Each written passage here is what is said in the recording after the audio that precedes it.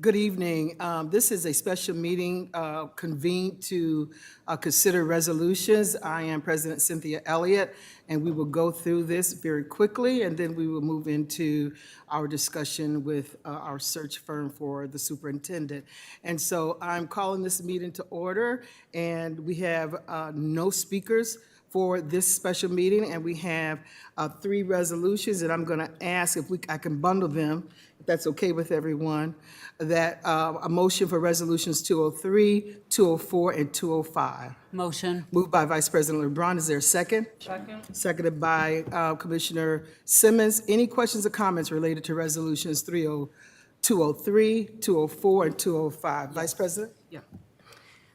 One, I want to apologize that I was not able to be here last Thursday, but this is actually a comment sort of directed to the superintendent and to legal. I actually would like to see if you all can prepare a legal memo to the board around mandated services and whether we vote for them or not. It's my understanding, mandated services, whether the board approves it or not, the district is still required to do so, and sort of null and voids us even having to vote on this. So if we can get a memo and an understanding for the board on mandated special education services, that's my only request, but I will be supporting this, especially because it's mandated services. Thank you. And let me also recognize Commissioner Santiago, who's joining us by Zoom. Good evening, Commissioner. Good evening. All right, so any other questions related to resolutions 203? Commissioner Malloy? Yeah, I just wanted to say thank you so much to our staff members who provided additional information so that not only our commissioners who weren't here last time could vote, but also just some of the questions that I had. And I will be voting yes tonight. I support all of these organizations, and certainly I support all of our mandated services. But I'm glad that we had the opportunity to hear these resolutions again so that we could vote on them as a full board. And I want to say thank you to the superintendent just for directing your staff. And I really do appreciate the information that was provided. I think there are still some questions regarding services and with some of our nonprofits and some of the contracts and subcontract work that could potentially happen. I think that perhaps this might be more geared towards conversations when we have our guardrail conversations for our student outcome-focused governance work. That's a conversation for those meetings moving forward. But there are some related questions, but it's not specific to the Center for Youth or the other organization. But I do think that there are some overarching questions that I'd love for us to address as a board moving forward. But again, I think all of our nonprofits that we have contract services with and fully support all of our mandated services for our students. Thank you. Thank you, Commissioner Malloy. Commissioner Simmons? Yes, I just want to acknowledge the resolutions and that I am happy to be present to be able to support mandated services. And we have, I've been able to observe a lot of the those particular services in condition to Resolution 204 and recognize how powerful those services are. So I'm happy to see that we are in a position to move forward with them. Thank you, Commissioner Simmons. Commissioner Griffin? I too agree with and for mandated services. However, with every contract, we should be having deliverables that explain the goals that we are reaching and what we are trying to obtain for our children and our student outcomes. That information should be forthcoming regardless if it's mandated or not, because that is what is required by New York State. If we don't know what the services are being provided and if we are meeting the goals with no data, how are we assured that our children are being given the information that they need to be successful? So here again, I agree with mandated services, but as a board member, I am committed to student outcomes, and with no deliverables and no data to say that they have actually achieved the goals that we have put in place, then that leads to us to not know what's going on with our children. So I think it's important that one and two things, that we give the contract deliverables to the board members, because the administration should be providing that forthcoming, and also that information should be coming from Center for Youth, Pathways to Peace, IBERO, and everyone else. So I agree with mandated services, but going forward, we need to make sure that the board is given the information they need so that we can be most effective in reaching our student outcomes and our goals that we have been provided to us. Thank you. All right, so let me just interject here before I go to Commissioner Santiago. We just went into a board retreat that said to us that this kind of information is not what we should be requesting from the superintendent, that what we should be focusing in on is the outcomes of our board goals. This is where we're getting into the weeds. Now, we just went through this retreat, and I would remind us as a board that we need to be focused in on the goals, not getting into the weeds. That's what Council of Great City Schools just talked to us about. So I'm going to say that that we look at not asking those questions, because our responsibility is to get the information from the goals. If he's not meeting those goals, then that's where our focus should be, not on the weeds and not on the guardrails. I'm going to go to Commissioner Santiago, and then I'll come back to you all. Commissioner Santiago? Yeah, I just want to say that that I plan to support this resolution. I was definitely, my heart was heavy after the last meeting, seeing these resolutions fell due to information that we already get as commissioners, and so I just want to, put that out there. I think, as we speak about accountability and things of that sort, with the last meeting and seeing mandated services for our young people and our special education students be declined for information that was already attached to the resolutions was pretty sad to see. And so my hopes is that it passes again, that it passes this meeting. But we do have that information. We do get that information. It's just us as commissioners have to read the information that we get. And I know when I was looking through the resolution, I saw the information that I was being. So I hope that it passes tonight. And of course, I support it. Commissioner Malloy. Thank you so much. And I think that, in terms of being in the weeds, no, we shouldn't be in the weeds. I've been through this training for 2 years. You've had 2 days of training on it. And so when I brought up some of my concerns via email, I think I was pretty clear at what I was asking for, and I don't think that was in the weeds at all. I think that that's why I mentioned guardrails prior to everything else. I mentioned how we are going to be setting guardrails as a board. The superintendent sets the guardrails. Yes, I'm sorry. Okay. So the superintendent actually, well, we set the guardrails, actually. He sets the interim goals and the interim guardrails, okay? So we all have a lot of training to do on this work still, but if that was construed as being in the weeds, I assure you it was not. It had everything to do with student outcomes. Commissioner Griffin? We just have to agree to disagree, because if that's the kind of level that we're going to get into, it's going to impact what the superintendent is going to be charged with, and we need to be focused on the goals, not this other stuff. We don't Absolutely. need that information. Absolutely, we Commissioner are Griffin? focused on our goals. I just want to make it clear that in order for us to reach a goal, we have to, as a board, make sure that the things that administration is doing is not going to affect our goals. And if it is, we have to address just that bare minimum. And for that reason is why we, as a board, should make sure that we have all the valuable information so that we are reaching our goals. And part of that is having the receivables, the contract deliverables, the quantitative and qualitative measures. I am not going to get in the weeds, but I am here to protect the taxpayers, the stakeholders, and our children. And I'm not going to approve an organization or something that is not moving our district in the right direction as far as our student outcomes. So that is not the weeds. That's the bread and butter of what we're here to do as a board. This is the goal. Our charge is to ensure that the superintendent is meeting the goals, not getting into the other stuff. We were just taught that. I don't care how many days I was there. I did learn that. May I speak? Right, I did learn that. And so we are supposed to focus in on the goals. We cannot, now, if we need to get a vote, that information that you're requesting does not happen, because we've got to focus in on the goals. Commissioner Simmons. Yes, I would just like to implore to my colleagues here on the board Yeah. that we have resolutions before us. I believe that our responsibility this evening is to vote on these resolutions based on our knowledge, based on what we understand, based on our truth. That's what we need to do. As far as the discourse that is playing out here on the dais, I think is putting adult behaviors above students. Well, let me just say. So I do want Yeah. to recognize that we all have been through the training, and we recognize that we have a long way to go. Being introduced to the training is one piece. the consistency and moving forward with the training is where we will develop. We are not going to be superstars overnight, but we do need to focus on these resolutions. Well, let me and just make this say, decision. I respectfully disagree on this one, because I think that this is the kind of conversation, because I don't see it, unless my commissioners, my colleagues see it as something that is disruptive. I'm seeing it as an engagement, and so they can understand, so I can understand where they're coming from as well. So I think that the conversation is necessary. Okay. I still respect my colleagues, but we have differences of opinion, and so I think we can move on, but I think it needed to be clear from their perspective and mine where we're supposed to be heading towards. Vice President LeBron? Yeah,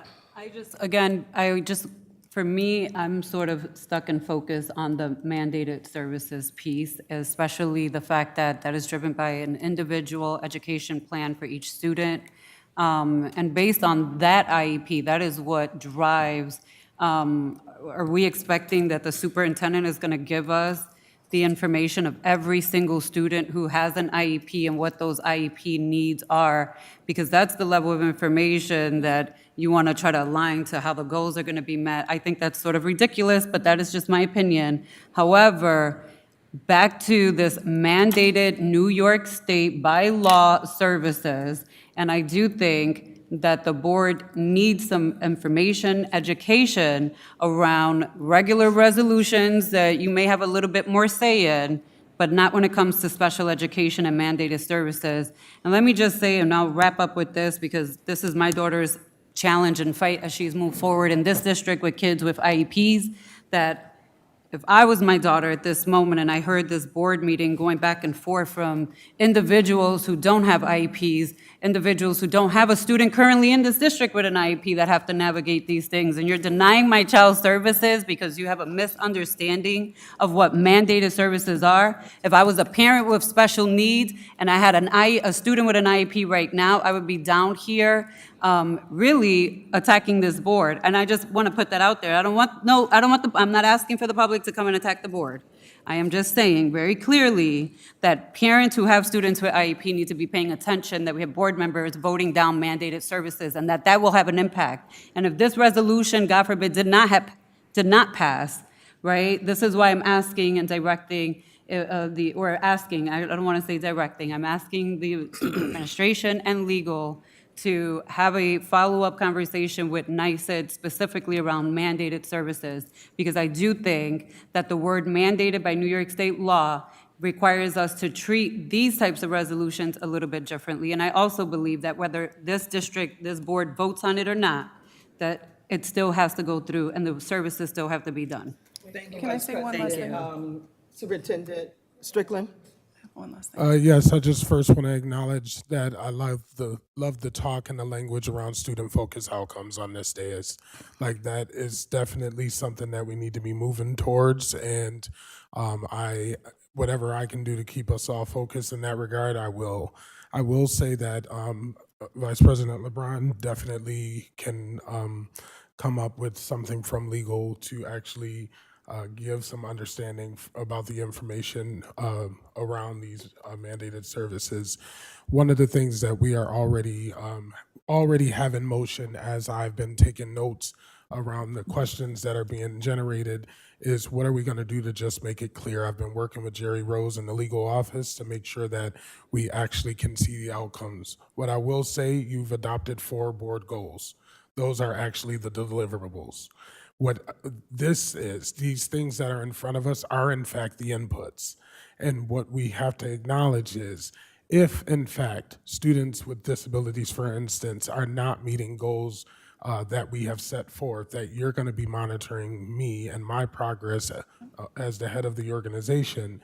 If in fact that we're not meeting those goals, that's when you start questioning what are inside of these inputs. What are those inputs that are not working that we're going to have to look at? And that's where my staff and I come in to ensure that that happens. Yeah. However, regardless, we are still looking into how do we make sure that it's prevalent for everyone so that we can in fact make sure that things are clear so we don't have to keep spinning around in the hamster wheel. And this is the last question. Commissioner Malloy? Yeah, no question. And so I respect everything that you've said. Thank you so much. And although there are inputs, I think obviously, like I said before, as we move forward with the student outcomes-focused government or governance system, and as we have our goals, of course, we've got to be focused on that at all times, Right. and not focused on those inputs or being in the weeds. But those inputs, eventually, we will be coming up with, or you're actually going to be making those interim goals, and those do need to be aligned with those types of inputs. And when we see that, we won't have those other questions, right? So just, I mean, I hope that that is understood, that that is where I'm at on this. It has nothing to do with the organization nor mandated services. And I will say, as someone with a child with an IEP and a lot of very unique needs, I recognize that mandated services are critical, and it impacts and has impacted many of my own children who are in this district. So know thank that I do appreciate the conversation. We're not going to always agree, but, you know, there's going to be some strong arguments and comments based on what we believe we need to be doing for our students. So I'm not looking at this as a disruption of what the work that we're doing, but I also wanted to make it clear that the superintendent is responsible for bringing us the updates on the goals, and that's where we need to be focused. So, And just to be clear, I love discourse. I love the ability to have conversations. So I don't want to say that. I just don't like hamster wheels. That is all. I'm just thankful that we're all able to be here this evening to Yeah. have this discussion. Yeah. Because we didn't have the full board with us last time, and so I'm just grateful for that we had this discussion all together. And I want to say thank you to the superintendent and the staff for getting those responses that we had requested. We're here, ready to go. Let's all do right, it. so all those in favor, resolutions 203, 204, and 205? Aye. Any opposed? Your vote, Commissioner Santiago? Aye. All right, thank you, didn't hear you. All right, thank you. And so we don't have an executive session, so I'm going to ask for a motion to adjourn. Motion. Moved by Commissioner Griffin, is there a second by Commissioner Malloy? All those in favor? Aye. Any opposed? Thank you. So this meeting is adjourned, and we'll move right into our special meeting for our superintendent search. And so let me, I think I closed the entire thing out, so let me go back in.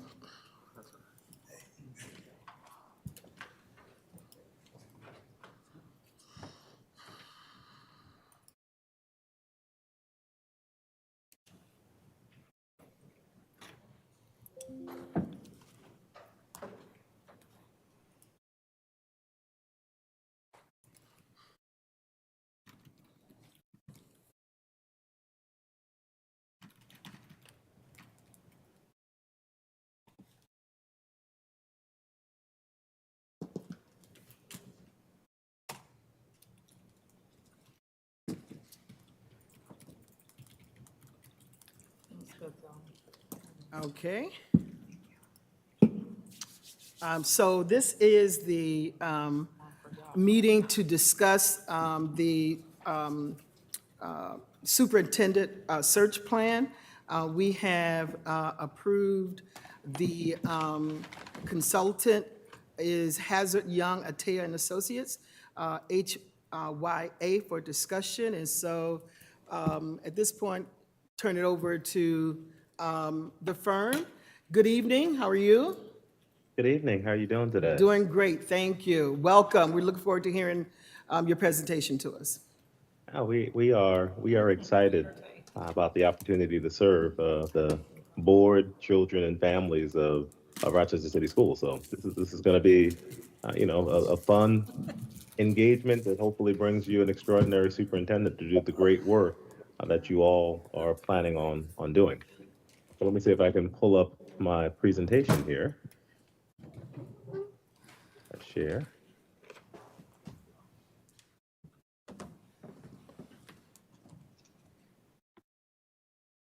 I can pull up the right thing here.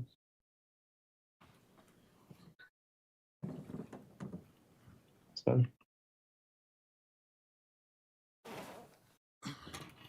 And let's see.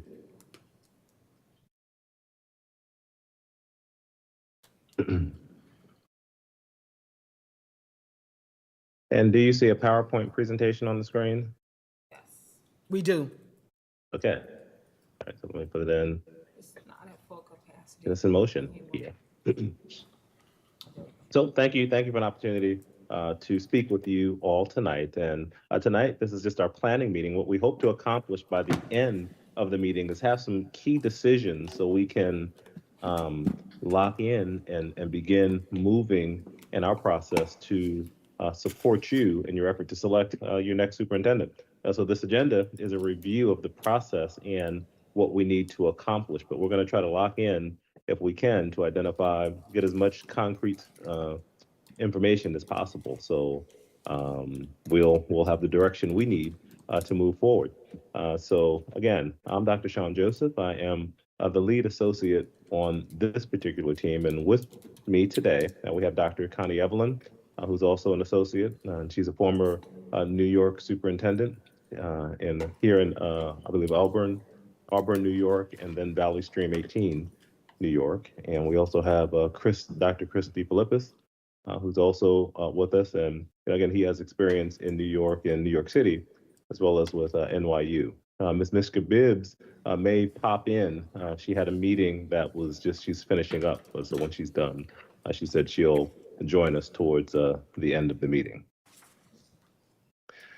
I just wanted to start us off by talking about a review of a typical search that's happening. So where we are right now. So we're in what we call the engage phase, and there'll be 4 phases of our process.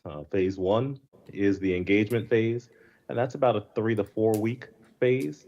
In that phase, we're starting tonight with our planning meeting with the board, and hopefully, once we get through all the decisions tonight, next week, we'll ideally be able to have a survey ready.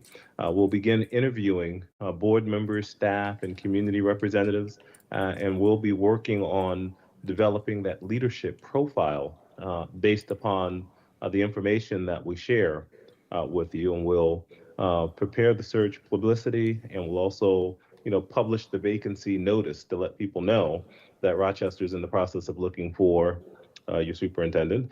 And we hope that tonight we'll be able to get some clarity around where you'd like to advertise and get the advertising package approved. And then also, we'll begin just talking about the nature of the search.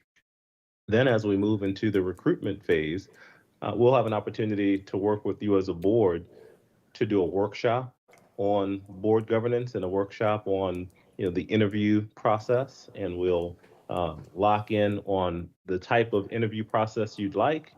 We talk about the opportunities to engage the community and how you'd like to go about doing that. And in that process, we will begin recruiting candidates using both our state and our national networks. We'll begin receiving and processing applications and screening candidates. We'll correspond with candidates, just giving them information that they need that we think is pertinent. And once we start gathering information from the inputs from the community and the board, collecting that information and sharing it, we'll begin contacting recommended candidates. We'll interview selected candidates. We have a process to conduct all the reference checks, identify the best qualified candidates, and prepare application materials to be shared with the board.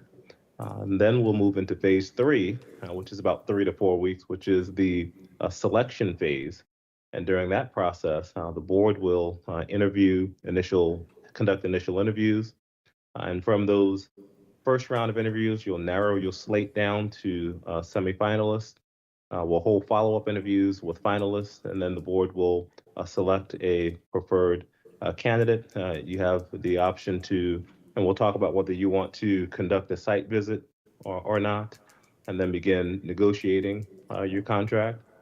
And then on our end, we'll support you in that effort by conducting a board seminar to discuss interview procedures, and then present the slate of semifinalists. We'll facilitate the board discussion to narrow candidate pools after you go through each round. So we'll talk about processes to help you narrow down your selection pool, and then we'll do our due diligence background reports, assist the board with site visit planning. That's if you choose to do a site visit, and assist with contract preparation if that's the desire of the board. And then finally, we move into the transition phase where there's the announcement is so the person is selected and announced, and then there's a transitioning process where we could offer transition services if needed, and the superintendent resumes the position. We will, on our end, send letters of regret to the candidates that did not move forward, and work to support any transitional services that are needed. So again, we believe that a search can be done, in approximately 3 months is the goal. And we'll have a timeline that we'll walk through today. And what we hope to do by the end of today's session is have, specificity with specific dates that, of course, can always be changed as we're moving through. But we believe if we put the planning in first, then it makes it much easier to know, what we're working towards as we're moving through. So, very first thing we need to do, after tonight, we're going to send an email to Rahima to get all board members, emails and contact numbers, because next week we'd like to begin scheduling one-on-one meetings with the board for about an hour as a part of the process to develop the leadership profile report. And again, we'd like to begin these interviews right away. The leadership profile report is a report that we will deliver to you once we have interviewed each board member. And remember, we have about 32 focus groups and individual interviews that we'll conduct. And then we'll also send out a survey to your community. And we'll gather information from all of those data sources to put together a report to say this is what we believe Rochester City Public Schools is looking for in terms of criteria for their next superintendent. We'll give you a draft so you'll have an opportunity to provide feedback on that draft, and then we'll lock in on a final report. We use that to, specifically help narrow down candidates that we recommend for the process. But you will know, and we'll show you in a moment, we'll have a portal where every single candidate that applies for the job, all board members will be able to see, will be able to have access to all of their materials.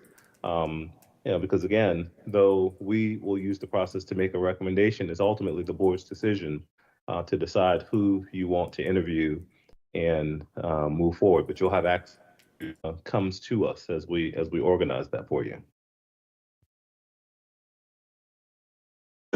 So one of the things that we will need from you is what stakeholder groups should be scheduled for focus groups to develop the leadership profile. So we'll need your direction on identifying the 32 focus groups to schedule and who should be included. And we'd asked if we could organize that by September 3rd by giving us the contact information of the individuals who would be you'd want us to contact. We can work on dates for the sessions, and then we can identify whether sessions should be virtual or in person. We will do as many virtual or as in-person in-person sessions as the board believes is best, knowing your community and knowing, knowing, what would be best to gather as much input and be most effective going through the process. So a follow-up for us will send to Rahima is just for you to give us this specific information as we go through. We also would like to simultaneously send a survey to your community. And the survey usually goes live during the focus group period. And we are recommending that the survey be disaggregated by stakeholders as follows. And we'd ask you to let us know, which 6 groups you would like on the survey. So we recommend potentially, administrators and teachers, support professionals, parent or guardians, community members, inclusive of business, elected officials, organizations, and students. And we can give you a copy of the actual survey that we use for your review. And you have the power to customize the survey to provide forced choice questions if that is desired. We do not recommend that you just have open-ended questions, because what happens is people will invariably type people's names in, information in, and all extra detail, and that requires someone to go through and dedact everything, and before you can put it out, and that can be extremely time consuming, and requires your legal office to look into that. So we often not recommend that. We gather the qualitative information from the actual focus groups, and we can capture all of that data there. But the survey will allow you to see the different perspectives from different community stakeholders in terms of what they believe are priorities for the district, or what priorities should be for the district as we move through. Again, this is something you just tell us what 6 categories you would like it to be differentiated for, and we'll be sure to include that.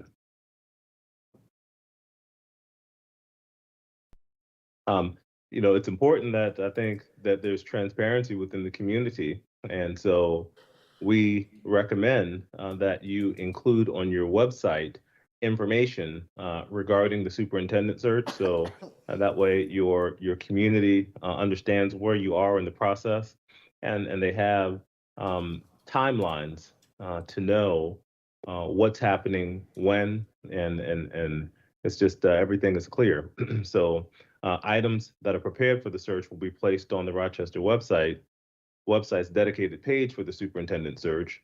And some examples of things that will be included on the website would be the timeline for the search, opportunities for stakeholders to participate in focus groups, and you actually put the survey link on the website, both for them to take the survey, and then also allowing people to sign up for focus groups, in addition to pushing information out to different parts of the community.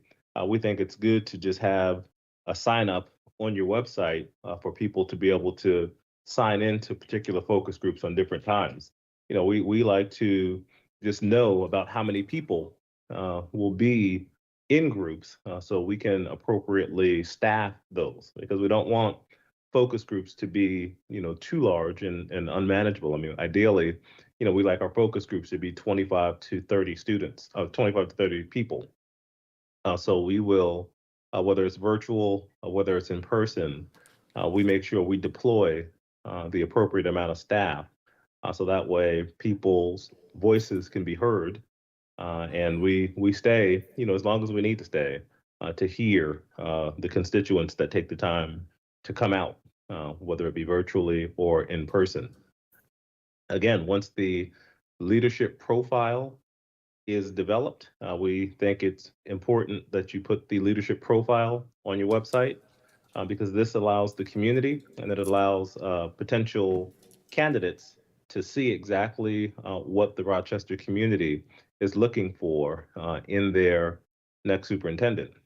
And then once we get to the point where you have identified candidates and semifinalists and finalists, or whichever, at whatever point you release the candidates to the public, you will put their pictures and biographies there, so people can weigh in. And then also links to events. So in terms of an action item, we know we've been working with Rahima, and so we'll make sure, we just need to know who's the person we should be reaching out to that handles your website, because Hazard Young and Associates will work directly with that individual to make sure, or that team, to make sure we help you in supporting getting your website up and ready to manage the process. One question that we have, and that'll be our stop point here, is will there be any special process for internal candidates. There are some boards that believe, any internal candidate who is qualified and applies for the job, should interview. Is that the wish of this board? Or would you like us to treat internal candidates just like we would treat external candidates for the process? Meaning we'll evaluate the candidates based upon the criteria that were set forth in the leadership profile. And, we'll rank order in a first, a tier 1 category, or people that we believe are most qualified, a tier 2 category, which means that they, may have the qualifications for superintendent, but we didn't necessarily see that they were a total match for what you said you were looking for. And then a tier 3 would be people we just did not think were qualified for the job. So the question that we would have for the board is, with your internal candidates, if they qualify to be a superintendent and they apply, would you like them to automatically be in tier 1 to interview, or would you like us to treat them like any other candidate? I can stop there. Just that's the first kind of real decision point here.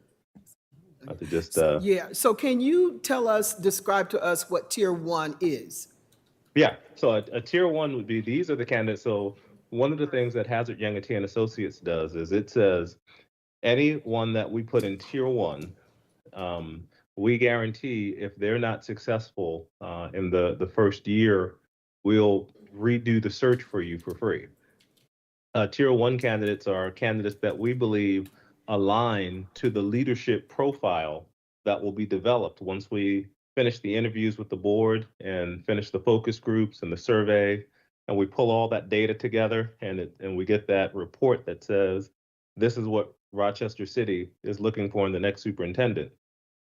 Well, when we present to you, we will say, 20 people applied, and out of the 20 people, here are 6 candidates that we believe align to that leadership profile. And then tier 2, here are 5 people who have the qualifications to be superintendent, but we didn't necessarily see that they were aligned to what the leadership profile asked for. And then tier 3 would be, these are candidates we don't believe are qualified for this particular role. The board will see the resumes and applications of all candidates in tier 1, 2, and 3. And there are instances where a board may see someone in tier 2 that they would like to interview, and you have that right as a board. It's all of those decisions are totally up to you. But what we just say is we wouldn't guarantee someone coming from a tier 2 because we didn't necessarily see them being aligned to the leadership profile. And the tier 2 again is? Tier 2 would be people who are qualified to be superintendent. They have the qualification to be a superintendent, but they're just not being recommended by the firm for your particular position. And that would be because we, as a collective team, just felt that their backgrounds did not align to your leadership profile, where we felt that they would be successful, candidates. But like I said, there have been instances, I can tell you, in many searches that I've participated in, where a board looks through the tier, maybe it sees a tier 2 candidate. It may be an internal candidate that they feel deserves an opportunity. If the board decides we think internal candidates should be treated like everyone else, well, we may come across an internal candidate who we don't necessarily believe would be as strong as some of the other candidates that we recommended. So we put them in tier 2, but then a board may look and say, well, we hear what you say, Hazard Young Atia, but we feel that candidate should be interviewed. Well, then that person would automatically be interviewed because that's what the board's wishes are. All right, so let me just open it up. Any response to what the gentleman said? I'll start with Commissioner Patterson. Thank you.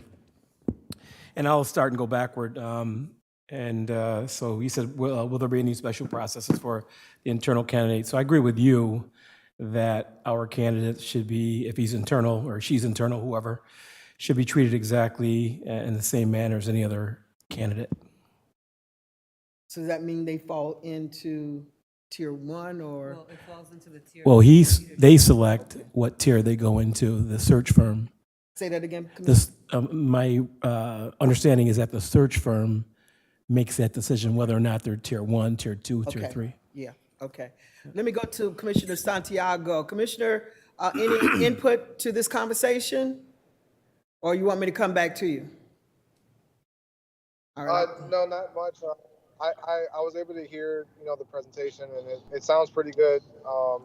It's good to see about the community engagement, and so I would personally, really want to see the community engaged as we make this decision. Okay, so the question was in terms of the internal candidates, do we want them to be treated like any other candidate, or does the board want to recommend that the internal candidates be included in the process? Oh, my apologies. I thought we were giving feedback. No, I think that would be a good idea for them to be treated like any other candidate. All right, thank you, Commissioner. I'll go to Commissioner Griffin. I think they should all be treated with the same criteria. All right, thank you. Commissioner Malloy? I agree as All well. right, Commissioner Simmons? Yes, I agree, objective thought. All right, and Vice President agrees? Yeah, I agree too. I just, as a question though of how you're actually putting individuals in tiers, can you explain, I wrote the question down because I didn't want to lose it, but how you are, what metrics, I know you said the leadership profile, but once you create the leadership profile, how are you determining, are you categorizing if someone said they want someone with a background in teaching, right? Does that give them 5 extra points? I guess I'm trying to understand how you're creating the tiers. I get that the leadership profile has to be built. And let me just say, I know this is your first search with us, but this is not this community's first search. This community has given lots of feedback on these profiles and what they want to see on. Even me in the last 7 years, we've lived through this multiple times, but in the last 24 years, we've gone through many, many, many of these. So I just want some clarity and understanding of how your search firm, particularly what metrics they're going to use to rank people in tier 1, tier 2, tier 3 with the leadership profile.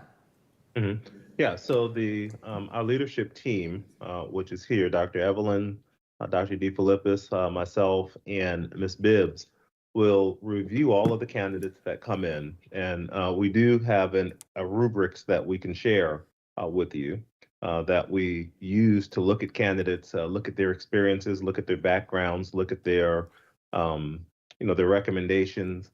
And then, we know we have to come to the board, and when we get to that point for for our tier 1 in particular, we walk through each candidate's background. We walk through, what we know about the candidates via social media and via recommend. Yeah, I think you froze, Dr. Joseph. Research on candidates. We take that information, align it to the leadership profile, and specifically, we go looking for information that the leadership profile said they wanted in a candidate. So when we come to the board and we present the slate to the board of our tier 1, we talk you through each candidate with their backgrounds, their information, and why it aligns to the leadership profile. But we'll be prepared to do that for all candidates that go through. If there's someone we did not select, we'd communicate what it was with that candidate. And then the board, once we share our presentation, the board then has the opportunity to deliberate, discuss candidates, and decide whether you agree with our assessment or you see candidates that you feel differently about. And then as a board, you collectively have the right to move anyone from any tier to tier 1 or anyone from tier 2 down from your perspective. But we do it through just that that research, that conversation, and that collaboration to get there. We hesitate to rank order candidates with, given a score of 3, 4, 5, things of that nature. We just think that there are other processes that are more qualitative, because we do spend a lot of time with candidates in the background and with their references and, doing research on them before we would move a candidate forward. I mean, we believe that it's important that there are no surprises about a candidate as we move them forward to you. So So, Dr. that is how Joseph, we. I was just going to say, it looks like the board is in agreement that we'd like to have our internal candidates to be considered through your process. Okay, thank you. The next decision is related to candidate expenses. So once we have a tier 1 of candidates, this is the slate of candidates that the board will decide how many candidates you'd like to interview out of that tier 1. Right now we don't recommend or tell you, pick 5, pick 4. We say, let's see how many good candidates there are. Because as a board, you'll ultimately decide how many people you want to see in that slate. And there's a decision point. Would you like, in the first round of interviews, candidates to, fly in to Rochester City and interview there? Would you prefer a first round of just virtual? Yeah, because there are costs associated. And if you do, would you want candidates to, would the board be willing to pay for candidates to come in person for each round? We think it's best practice for you to, in fact, pay for the candidates' fees to come to participate in interviews, but knowing that could be a cost, and depending upon where the candidate is from. For boards that are conscious of cost, we've seen in many instances they may do the first round of interviews virtually, and then they hold for the second round or the finalist round for the board to pay for candidates' expenses at a reasonable plane ticket and a reasonable hotel expense for the board to see them. But that is a board decision because it will be a cost. So let me just open that up. Let me start with you, Commissioner Santiago. What's your response to whether we bring a person in or and pay the cost for that? What's your response to Dr. Joseph's question?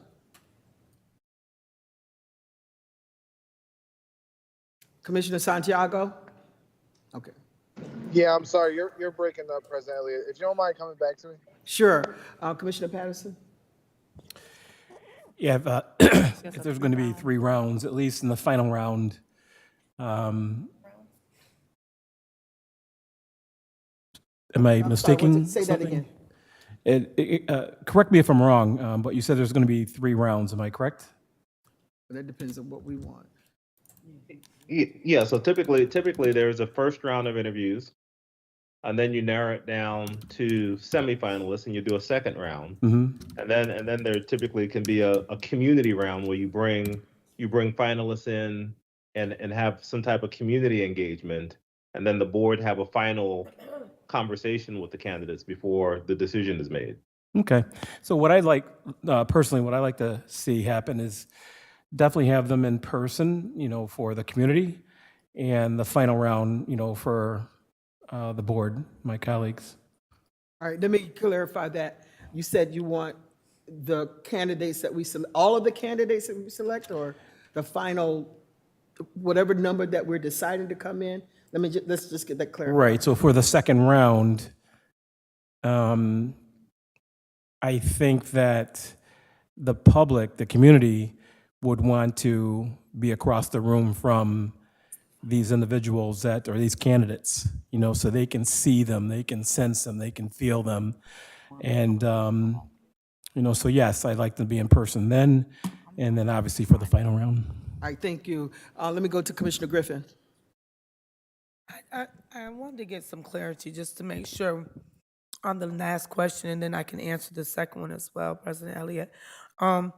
The first one about the internal candidates, are we just talking about internal candidates and not people living in the Rochester area? Is that correct? When you say internal, it's just the ones that's internal at our CSD? At the district, yes. Okay, so the actual process for anyone that's local would be the same as the ones that are coming from out of town? Correct. Besides minus the transfer, the traveling.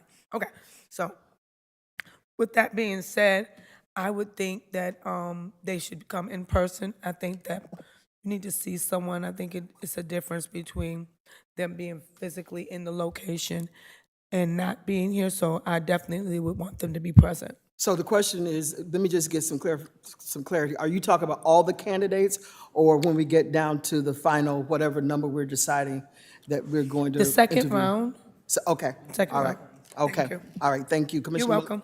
Commissioner Malloy? I would support the second, and I think that's the semifinal round, the second and third rounds in person. All right, thank you. Commissioner Simmons? Yep, I'm in agreement with those thoughts. I think the second round in person, ideally, I'd like to not do that, but if they're engaging the community, they do deserve to speak with a candidate and see them. So yes, first round virtual, second round, and third, final round in person. Thank you, Commissioner. Vice President? I actually am not in agreement with a second round, primarily because of the cost. I think it's going to be extremely costly to the district to bring in a number of candidates from God knows where. We don't know what the flight cost is going to be. We don't know what the hotel cost is going to be. That's one. And two, it almost sounds like we're proposing that these interviews are going to be public to begin with, and that hasn't even been decided. So I think we've sort of put the horse before the cart, because in the last sort of two go-rounds, we have done this differently, right? So there's been a number of ways we've done or attempted to do these searches. But I would only support a final round. We can end up with 5 or 6 semifinalists before we cut it down to 3. But I personally, I guess I'm asking if the search firm has that sort of process already laid out for us, or if you're expecting this board to make that decision as well. I think when we get closer to the process, we'd have more specificity in terms of what it would look like, in terms of, are you gonna, at what point will the candidates' names be out to the public or not? I mean, we can lay that out later. Right now, the big decision, just in terms of preparation and getting expenses, is in terms of us going out, being able to communicate with initial candidates. It'd be clear for us to communicate to candidates that the first round is going to be virtual, and they know that. People, because people ask those questions, like how many times will I need to fly back and forth from where I am, and knowing those decisions. So we're just trying to get that now.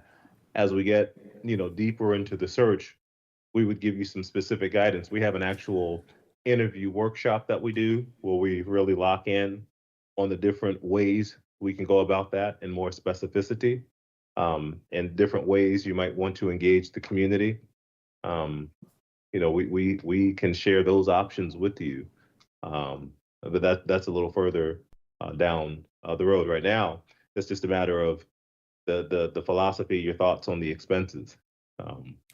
Well, yeah, let me also say, let me just say this, that I'm in agreement with my colleagues who indicated that the personal visit, but I'm not willing for us to pay for it, but, so that's where I am on that. Commissioner Simmons? And then can I follow up? Because I asked After- you, okay, but I asked you to follow up literally while he was talking. I just didn't wanted- hear you. Okay, okay. Why don't you follow up? No, go ahead, Camille. No, I'm gonna let everyone go. All right, so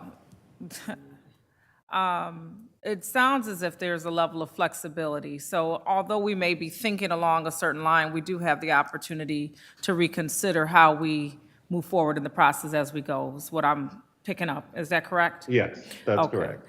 And so, because what I'm thinking is there might be a nice balance between the second round, because my initial thought is still the same as far as first round being virtual.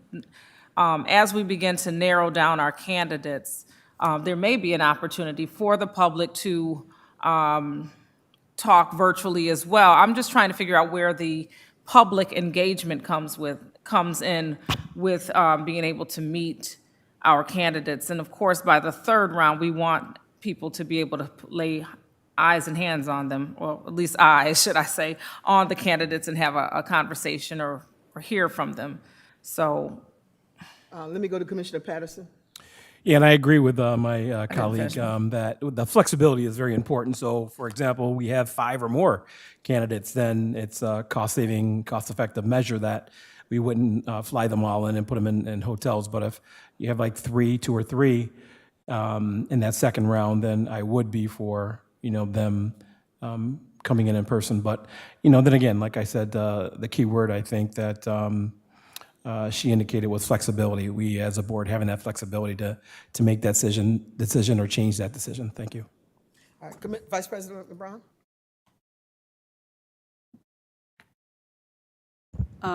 Do you want to get his response now?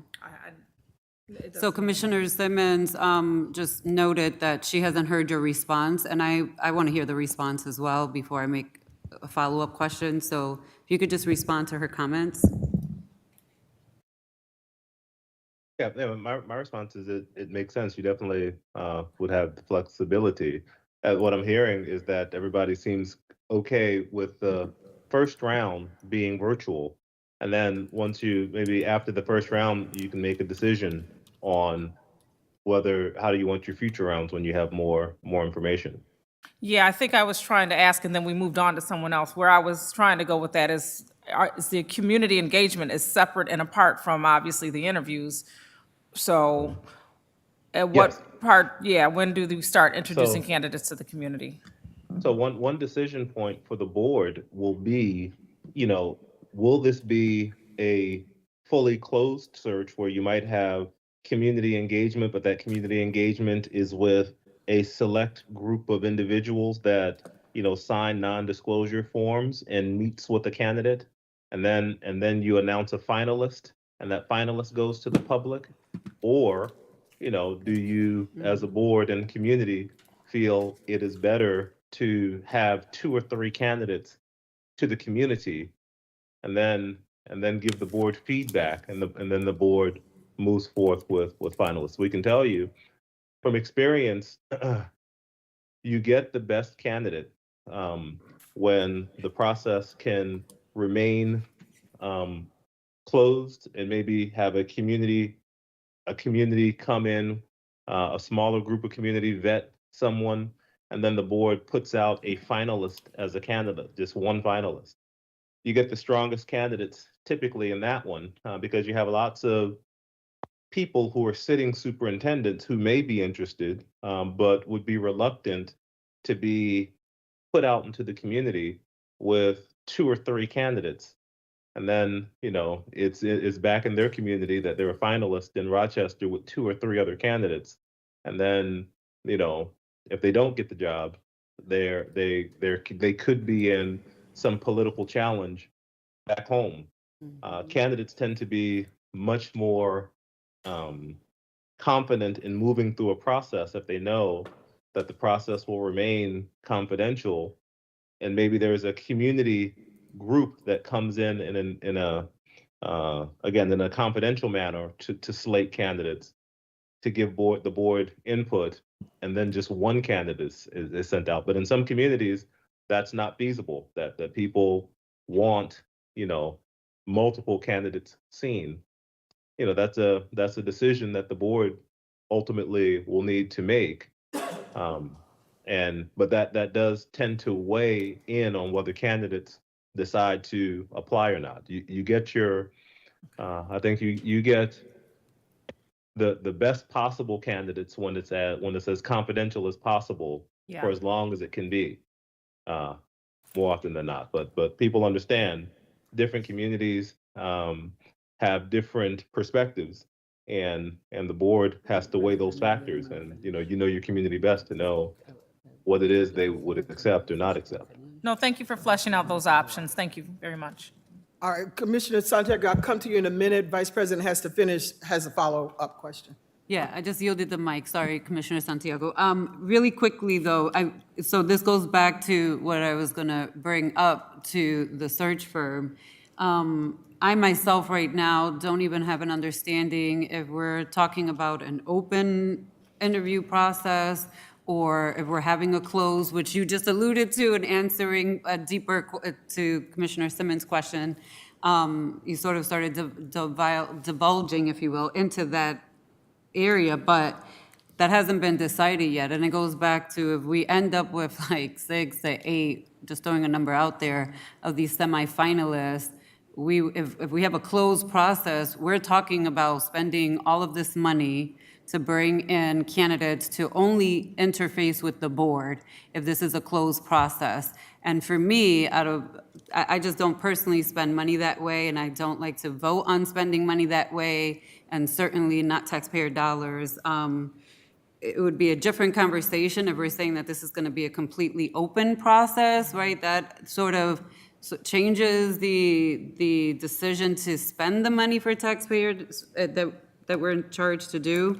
But for me, in this moment, I'm okay with a finalist, and if those finalists are, again, if it's gonna be finalists meeting the public, I personally don't need to meet any of these individuals in person until we're moving forward, or the public is gonna meet them before we make a decision. But if it's just us, we can manage this through Zoom. Thank you, for me. Thank you. Commissioner Santiago?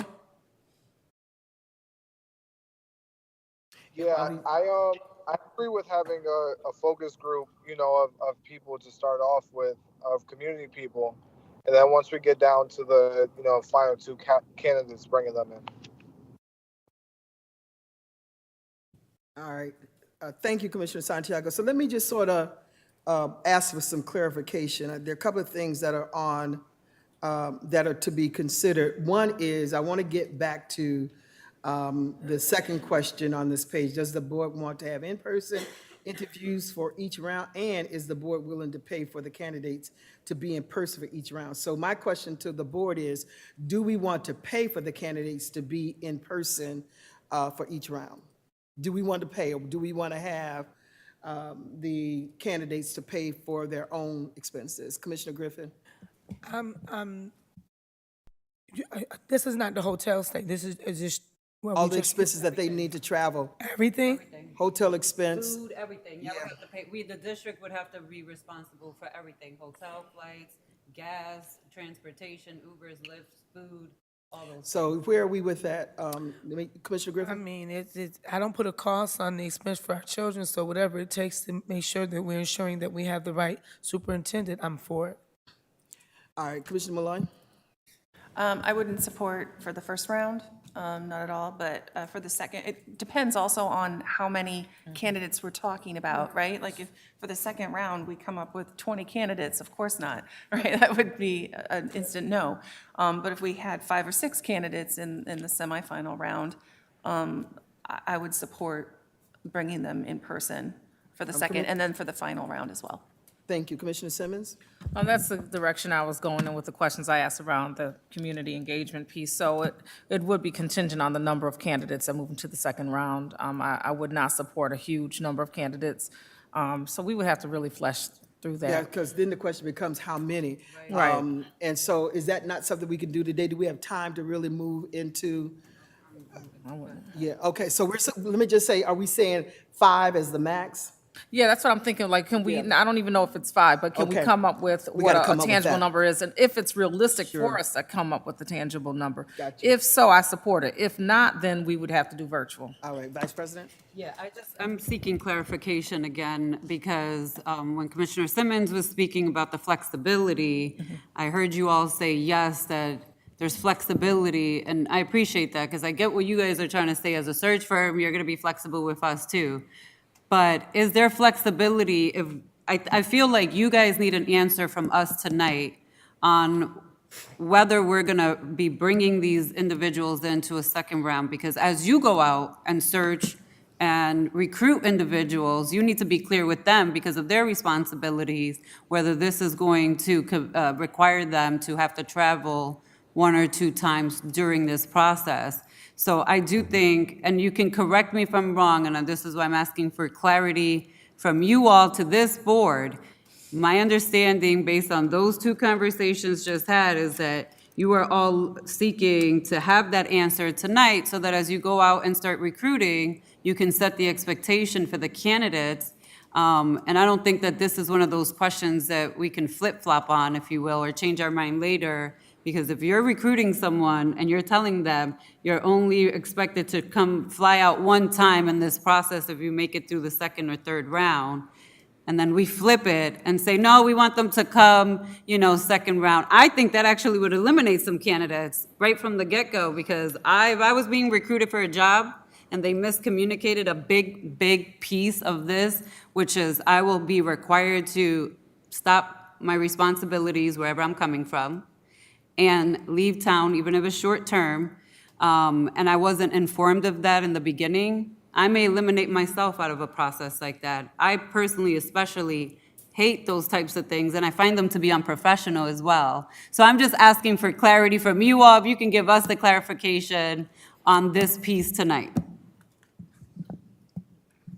Yeah, so typically it just depends on, the board structure. I mean, you can set it up where if candidates are there, so you have a first round of interviews. Let's just say, for example, you interview a slate of 6 candidates in the first round, 6 to 8 candidates, right? And then the board will then decide from those 6 to 8 candidates, you'll agree, do we want to narrow it down to 3 or 2? You'll identify at that moment. Typically, I think it's good to see a candidate in person, because it's you get to see a person in action. I mean, their nuances, their feel. Sometimes you don't really get to know or see a candidate from a distance, right? But if you did that second round of interviews that were completed, the board can do a second round, and within that next day, have a community meeting, so the person is already there, and you get the rounds done kind of back to back and back to you. Is a way to move it through pretty quickly, with an opportunity for the board to have a conversation.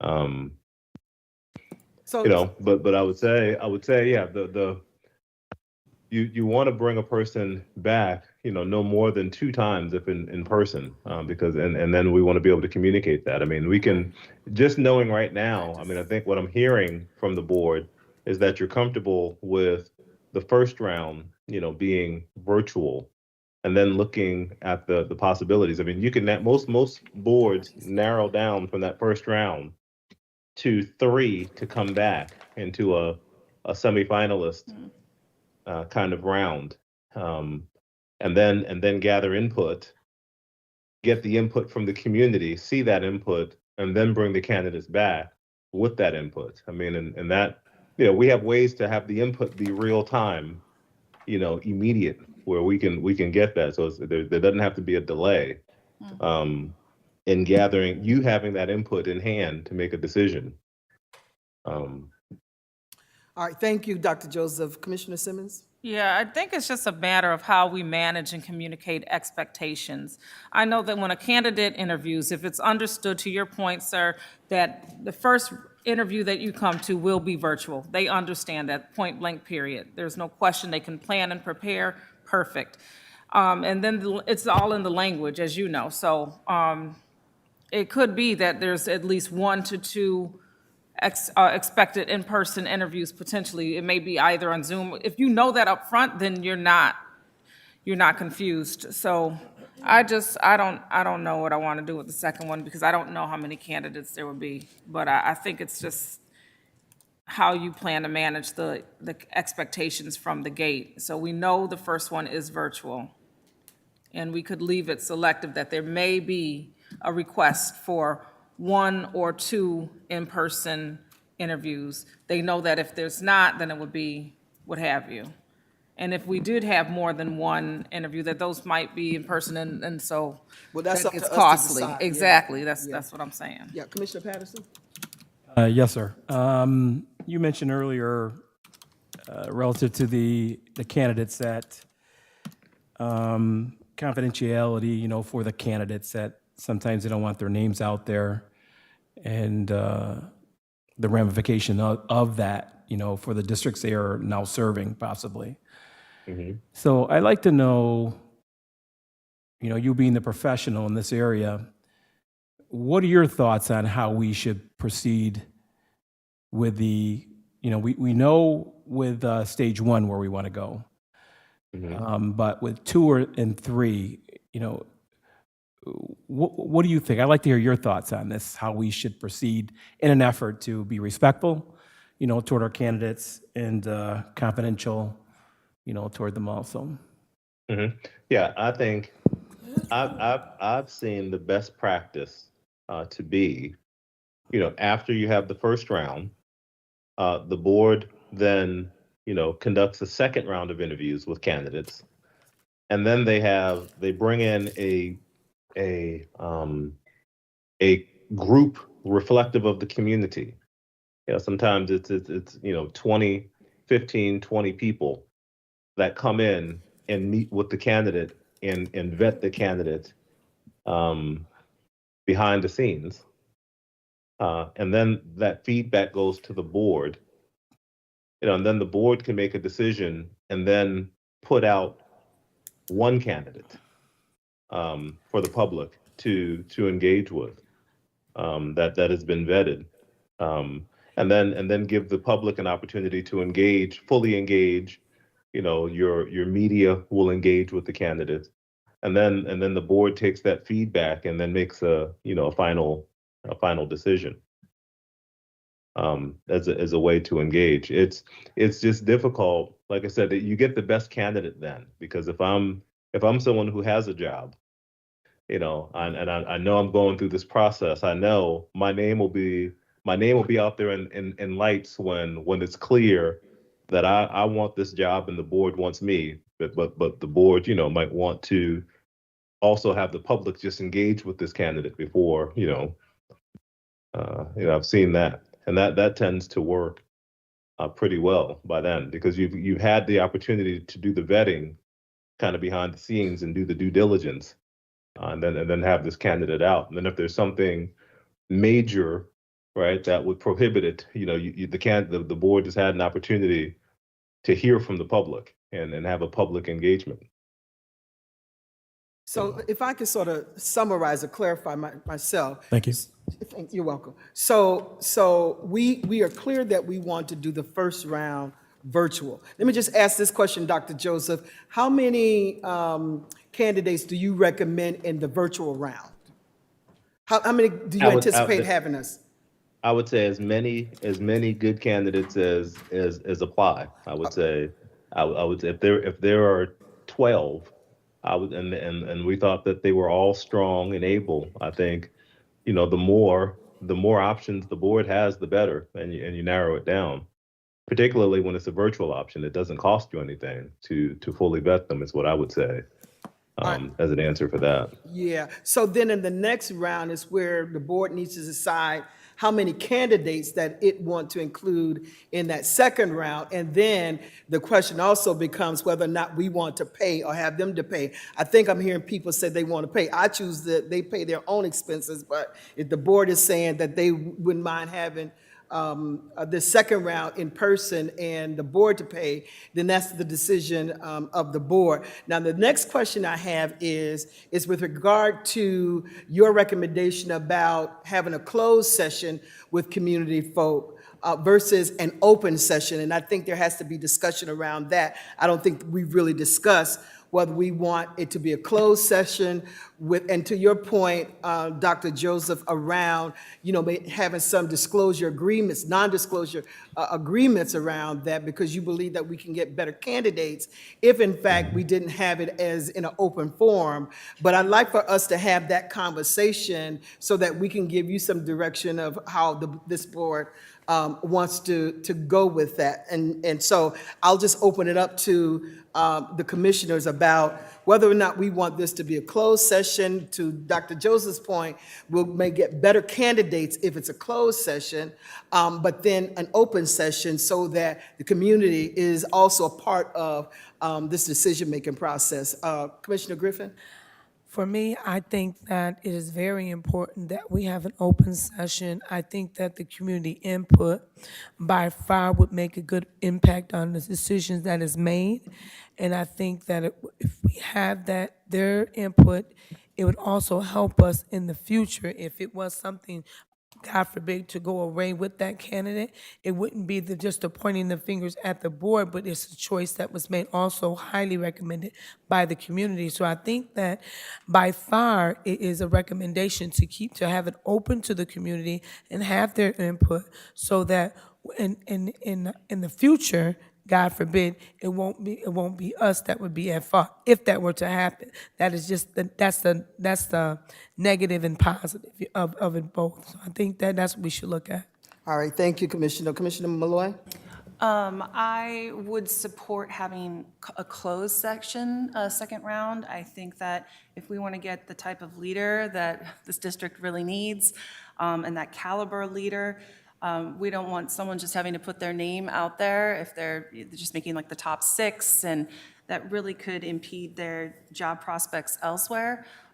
So I would want us to have maybe a closed focus group session for that second round, and only do the community listening for either a final round. I don't know what that would even look like, but I would support a closed focus group for the second round. All right, thank you, Commissioner Malloy. Commissioner Simmons?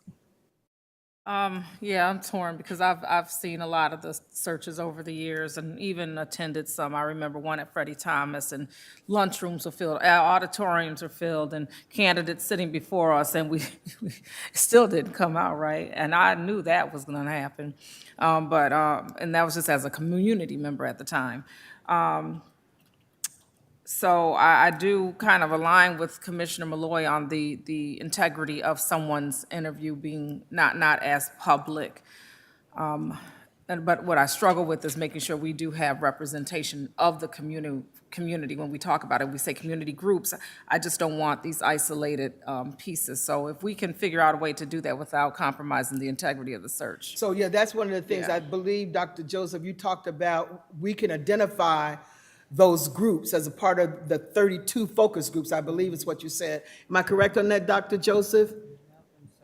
Say that once again? I said that we were talking about these community groups, and that we are having, some of the commissioners are having some concerns about it being open,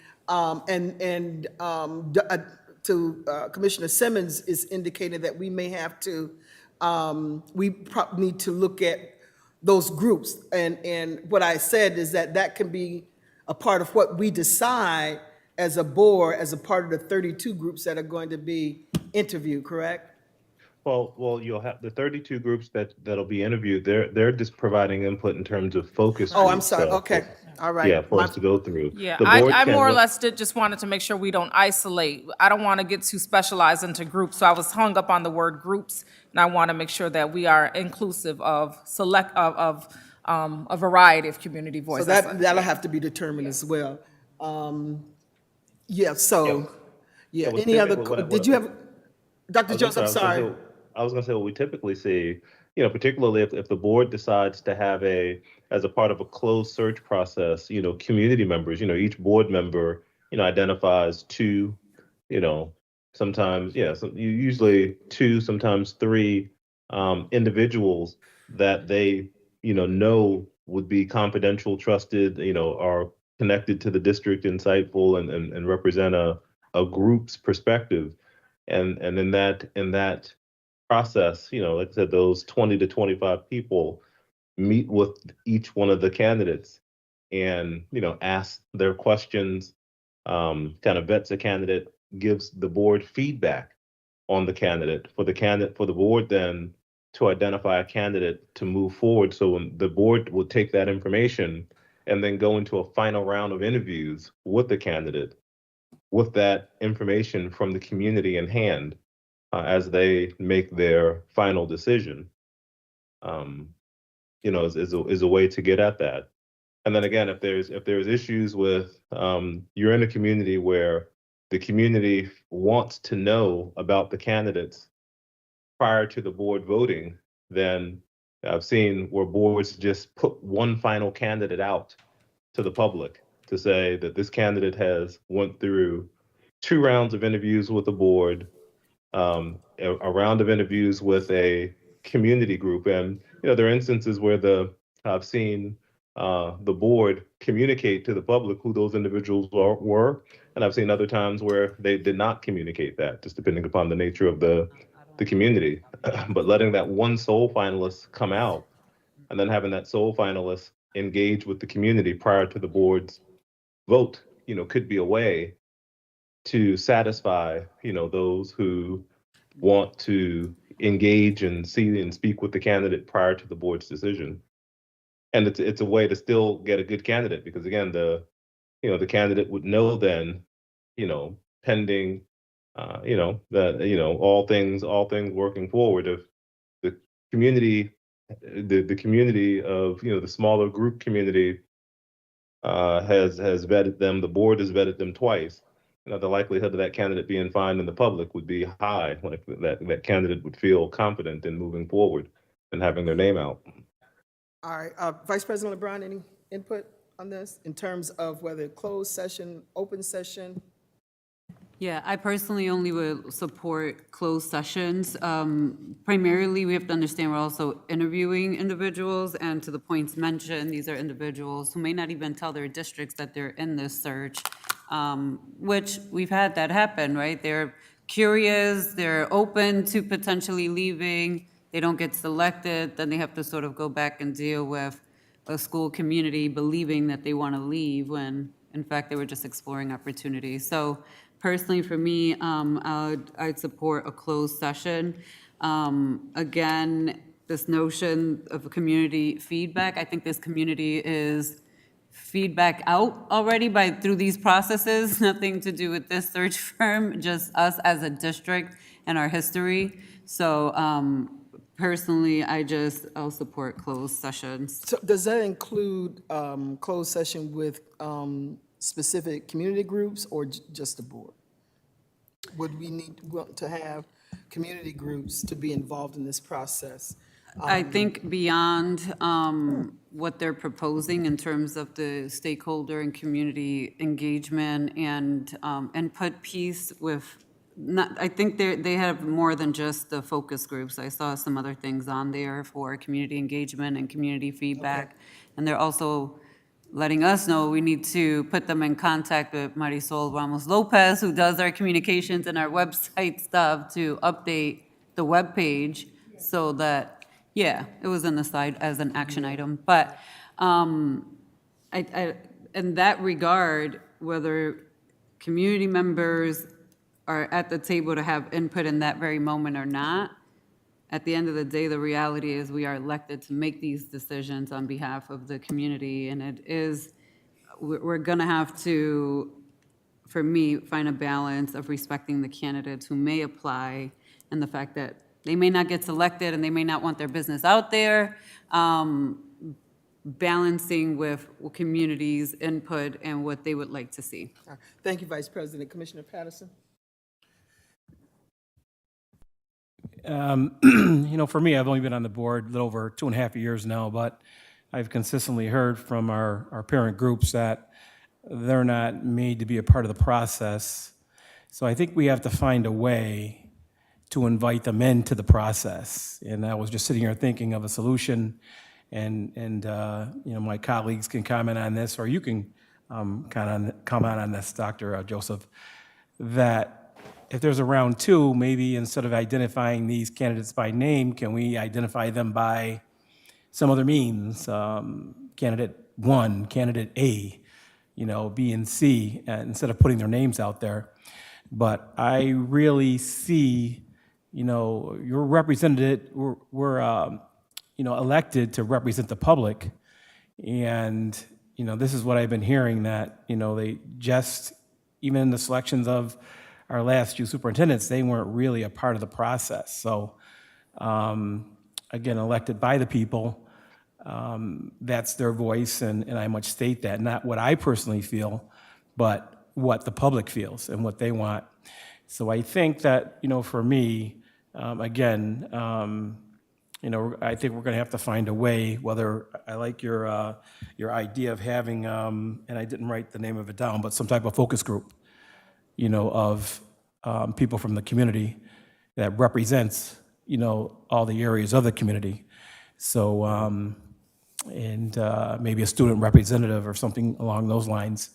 But just my thoughts. All right, thank you, Commissioner Patterson. So I was remiss also, our state monitor is on the call as well. Mr. Alisea, would you like to provide any input?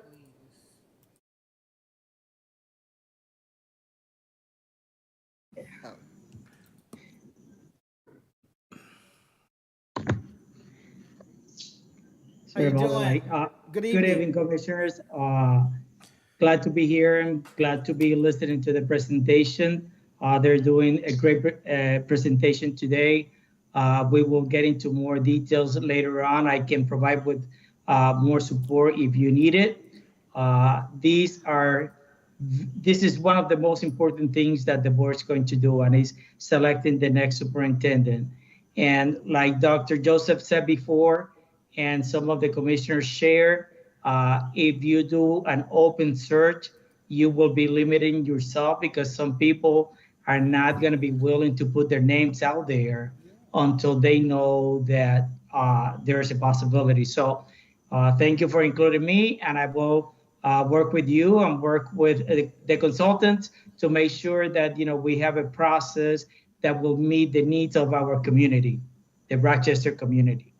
Thank you. Thank you, State Monitor. So it looks like we're saying that we're going to want to have a closed session, and we want to underwrite the expenses of the candidates that we will identify. We still don't know how many candidates that would be for the second round, but that's something that we can work out.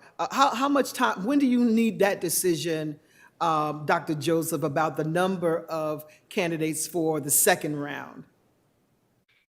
Well, we can, I think, after we see who's in the first round, you'll get a feel on how many strong candidates you have that you'd want to see moving to the second. So we can make those decisions after that point, I believe.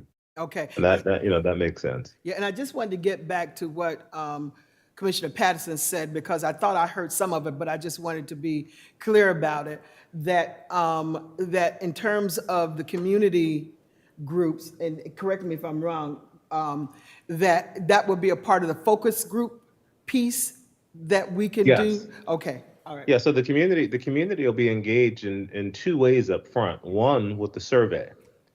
The survey, they're gonna communicate to the board and to potential candidates. These are the areas of strength that we see in the district. These are the areas of challenge that we see in the district. These are the things that we would hope the school district prioritize. And you'll be able to see that by the 6 different groups that you identify. So that'll be very helpful to candidates and to the board in shaping information.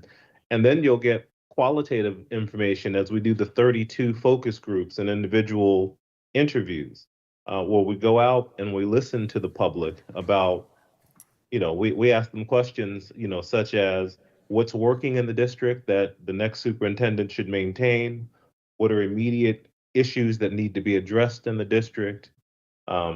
We'll ask them, about the characteristics they're looking for in the next superintendent. We'll ask them directly, is there a candidate that you are aware of that you think we should be actively recruiting? And every name that we get, we follow up on and reach out to. So they'll engage in that way. And again, if you have a community, a community group that comes together that signs non-disclosure forms, and you identify these are people who have a pulse on the community and have a sense of what we're looking for, our challenges, and can provide you insight and feedback into candidates, but in a private way. It's a way for you to gather additional data and insight from the community. And then finally, if you just put out one preferred candidate, there's an opportunity then for the community to engage. And as a board, you can communicate, this is the third round that the board has spoken with this candidate 3 times. The community group has spoken with this candidate 3 times. As a board, we feel good about this candidate. Community, we want you to, and here's, the candidate that we're recommending. All right, Commissioner Patterson. Yeah, just for clarity purposes, I just want to make sure that moving from, 3 to 2, that that we're not providing you, nor do I want to be a part of the process, with names to move from 3 to 2. Yeah, I think we would have. Say that once again. When the candidates are moving from stage 3, for example, to 2, We would. I just want to make sure that we as board members don't have anything to do with, that selection, that it's only you and your committee, you and your organization. Yeah. So for the original, you mean the original presentation? Yeah, we'll present that to the board all at once at one time on who we believe are in tier 1, tier 2, tier 3, based upon we use again. We'll interview all board members. We'll collect the data from the 32 focus groups. We'll have the information from the surveys, and hopefully we'll get thousands of survey responses. All of that will give us kind of the rubric, the criteria that we're vetting candidates. So when we communicate to the board, here's the slate, the slate that we're recommending, tier 1, we'll do that and justify what it is about this candidate that aligns to what this leadership profile said. And then we can talk to you about our tier 2 and tier 3, why we didn't select candidates. So the board will have that discussion, but then the board will have opportunity again to see everybody who's in the pool and have a discussion to see. Quite honestly, in my experience, where you typically see board members interested in candidates is if a board has decided not to treat internal candidates the same, and then we slate a internal candidate in tier 2. Most often that's where I see boards wanting to hear from a candidate or to see a candidate for reasons of their choice, which is, again, you have the right to do so. You know the candidate better than we do, for sure. Thank you. Thank you. So, Dr. Joseph, you could continue your presentation? Yes. So what I'm hearing just from this, though, is that you're comfortable with a virtual first round, and then the additional rounds we can come through and make the final decision. Yep, that's what I believe that my colleagues are leaning to. Yes. Yeah. Yes. Thank you. Okay. So the next decision is the advertising options. So we offer 3 different advertising packages. So advertising on HYA's website, in our newsletter, and our networks and social media page will commence following this meeting. We have both regional and national advertising packages available to maximize exposure for the vacancy, included as options in the contract. We recommend package 2. So package 2 is 2 HYA group ads in EdWeek's print publication, an online listing on EdWeek's top school jobs for 30 days, and it's showcased on the homepage for EdWeek and top jobs for 7 days, and an online listing in AASA for 30 days with online spotlights, preferred and feature upgrades. Option, and that cost is $3,400. Option 1 is just a listing on HYA's group in EdWeek's print publication, the online listing on AASA for 30 days with the spotlight and preferred features. And then they have a package 3, which includes everything that's in package 2. So which is listing on HYA's group in EdWeek's printed publication for the length of the search. So it's just packaged longer, dedicated district-specific ads in EdWeek's printed publication online listing in Ed Week's top jobs for 30 days and showcased on the homepage for Ed Week and top jobs for 7 days. And then online listings for AASA for 30 days with online spotlights preferred and feature upgrades. So what's the will of the board? Dr. Joseph is recommending package 2. President Elliott, I'm sorry. If Raheem? I could interject for one moment, in the contract, package 2 was already included, so the conversation would be more about if you want to enhance that. Okay. Yeah. So are we one okay? enhancement, yes, and one enhancement could be do you also want, there are communities, specifically ALAS, which is the Association of Latino Administrators, and then there's also NAPSE, the National Alliance of Black School Educators. They can list it on their websites and then push it out to their memberships if that's something that the board would be interested in. Is that an additional cost? It is.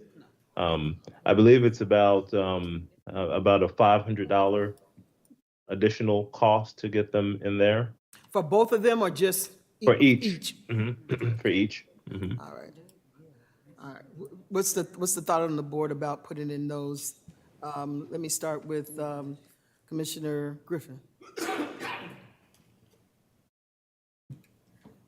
I'm always open to whatever's going to help us pick and select the best person for the job and what's going to be the best initiative for all of us. So I'm open to adding the $500 per person if it's needed. Thank you, Commissioner welcome. Malloy. With package 2 with the additions, those two Okay. groups. All right. Yeah. Commissioner Simmons? I'm fine with package 2. I think those other searches should have already been part of package 2, to be honest, but that's where I'm at with it. All right. Commissioner, Vice President?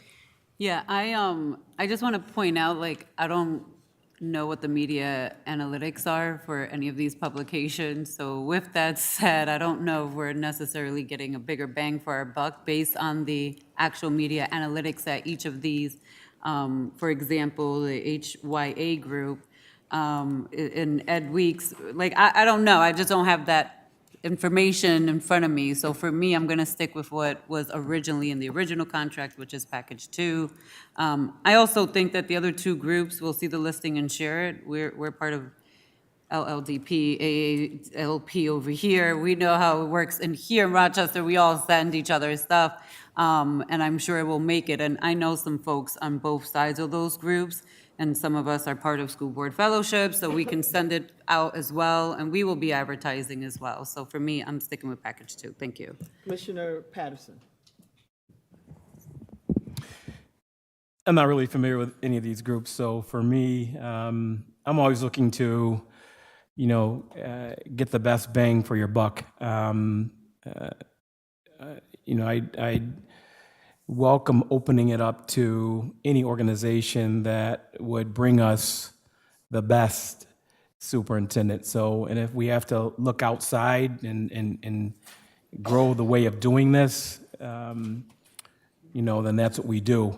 We cannot afford to make a mistake, in the district at this point in time. So for me, the more options, the better. So I would go with package 3. It's only $3,000 more.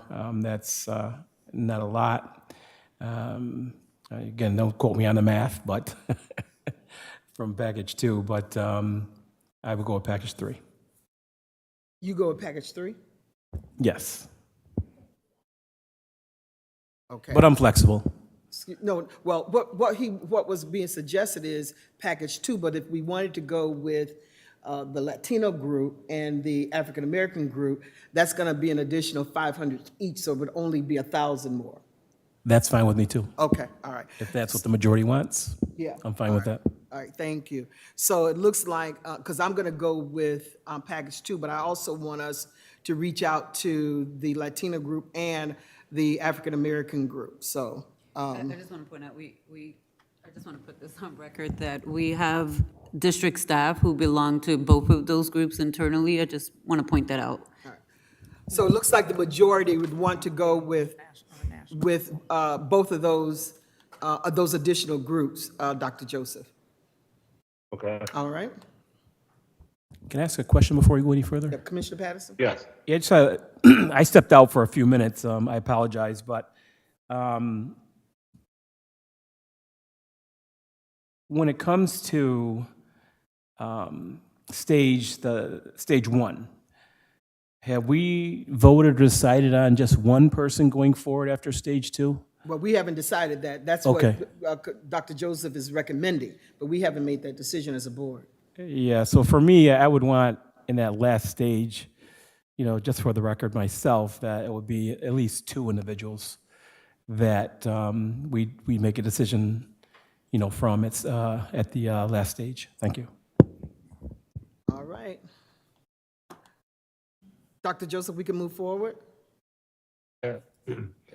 And then, HYA facilitates independent third-party due diligence background checks for up to 3 finalists. So that is included in your package. So you see it's a pretty comprehensive background check that will cover their personal profile summary, social security trace, county criminal record history, federal criminal record history, county civil record history, Department of Motor Vehicles license information, will verify their educational degrees. You'll get a copy of the credit report, an investigation of all aliases identified in the past 7 years, investigation of all jurisdictions of residence, education, and employment in the past 7 years, university and academic program accreditation, national criminal records history, national sex offenders search. And then if you wanted to upgrade, you could include a news media review and a social media review. Know that when we present to you the tier 1 slate, we will give you an update on anything that's in the media that we think you should be aware of. So we do that on our own. These are just more intense, and it'll go further than what you naturally get with the general search, if you chose that. Okay. So let me open it. There's an Amber Alert, it just went out. I'm sorry, there's an Amber Alert for Rochester, so everyone's phone is gonna go off for a minute. I apologize. Not that I did Sure, it, but thank you. just want to let you know. No problem. Yeah. So let's just open that up for, do we want the comprehensive package or the basic package? Let me start with Commissioner Patterson. The Basics fine for me. Again, obviously we have a lot of trust in the organization doing the background, or actually the search committee rather. So the basics fine for me. All right, thank you. Commissioner Griffin? Again, I'm open. All right. Commissioner Malloy?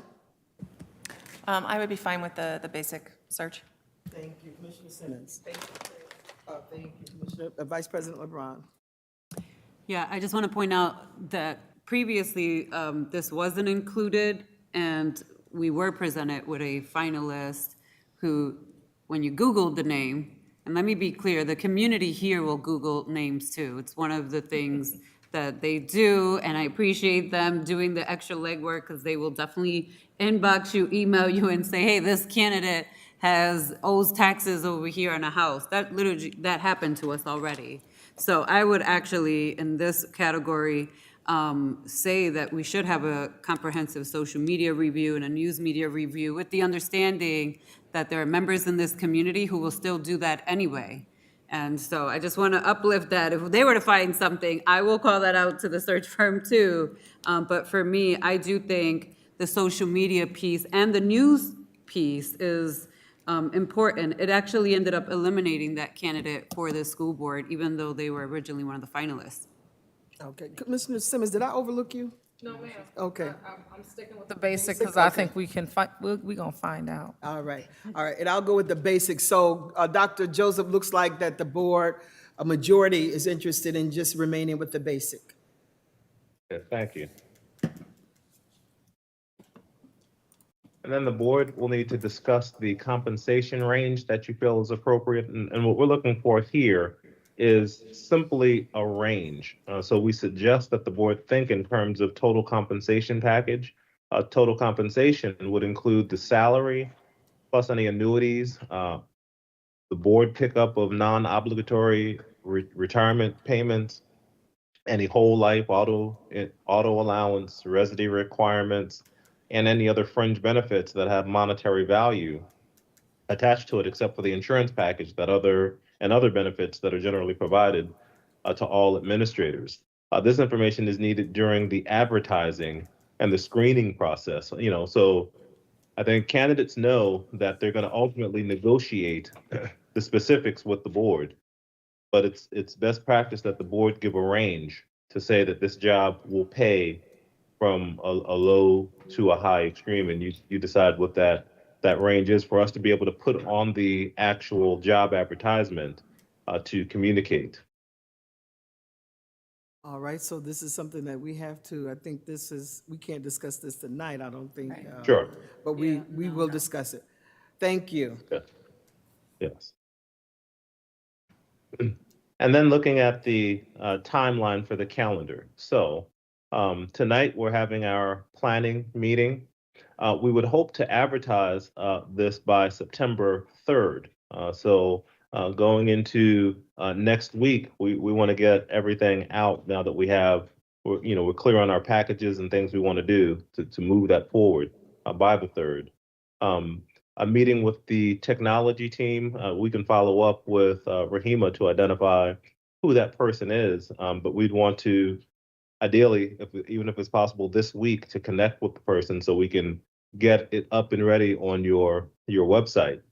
As we think about, the interviews and focus group meetings, we'd like to start them by September 9th. The board interviews, I would recommend starting next week and working to interview board members, but then working to identify the locations, identifying which focus groups to be virtual versus in person, that we can get a calendar done so that way the week of September 9th through the week of September 20th, we would actually engage in conducting those 32 focus groups to get it completed in that time.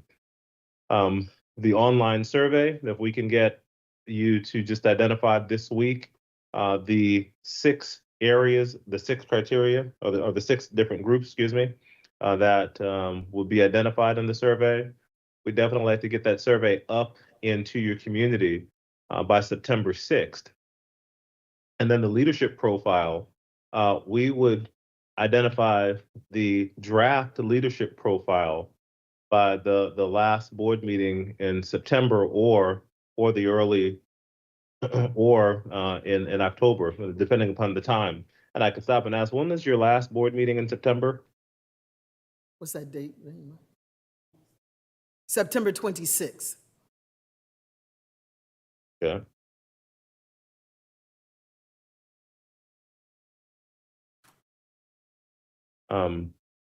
Yeah, so the question would be, would we want the leadership profile either there? It could be either that last that last board meeting, September 26th, or the first board meeting in October to have that leadership profile draft done. But we give you a draft, and then we follow up. We want the community to have time to chew on it with the board, so we have an opportunity to make to make a final draft of it, within a week or so. But then we would close the application deadline in the middle of October, and we'd like to lock in on a date for closing that application.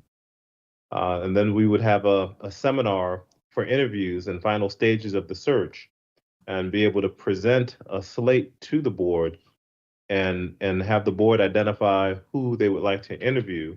And we think we can have that done by the last board meeting in October.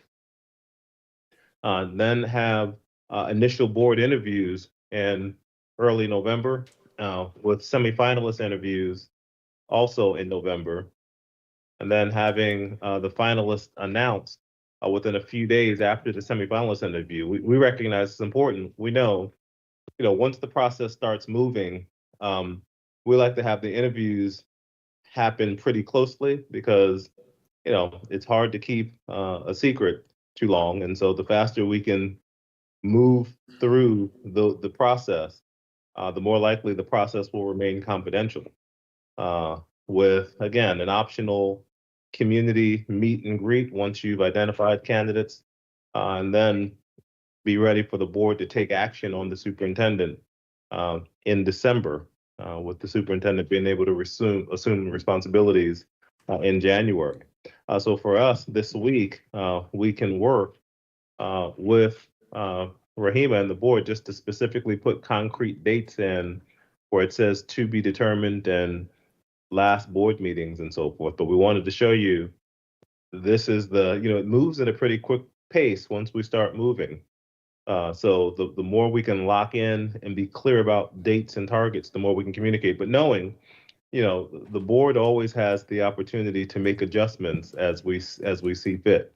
And we, we're pretty open and communicative with you. If we don't feel that there are strong candidates in the time frame that we have, we'll communicate with the board that we would suggest to extend the deadline and so forth. I know because it's important, and we want to get it right, not move fast.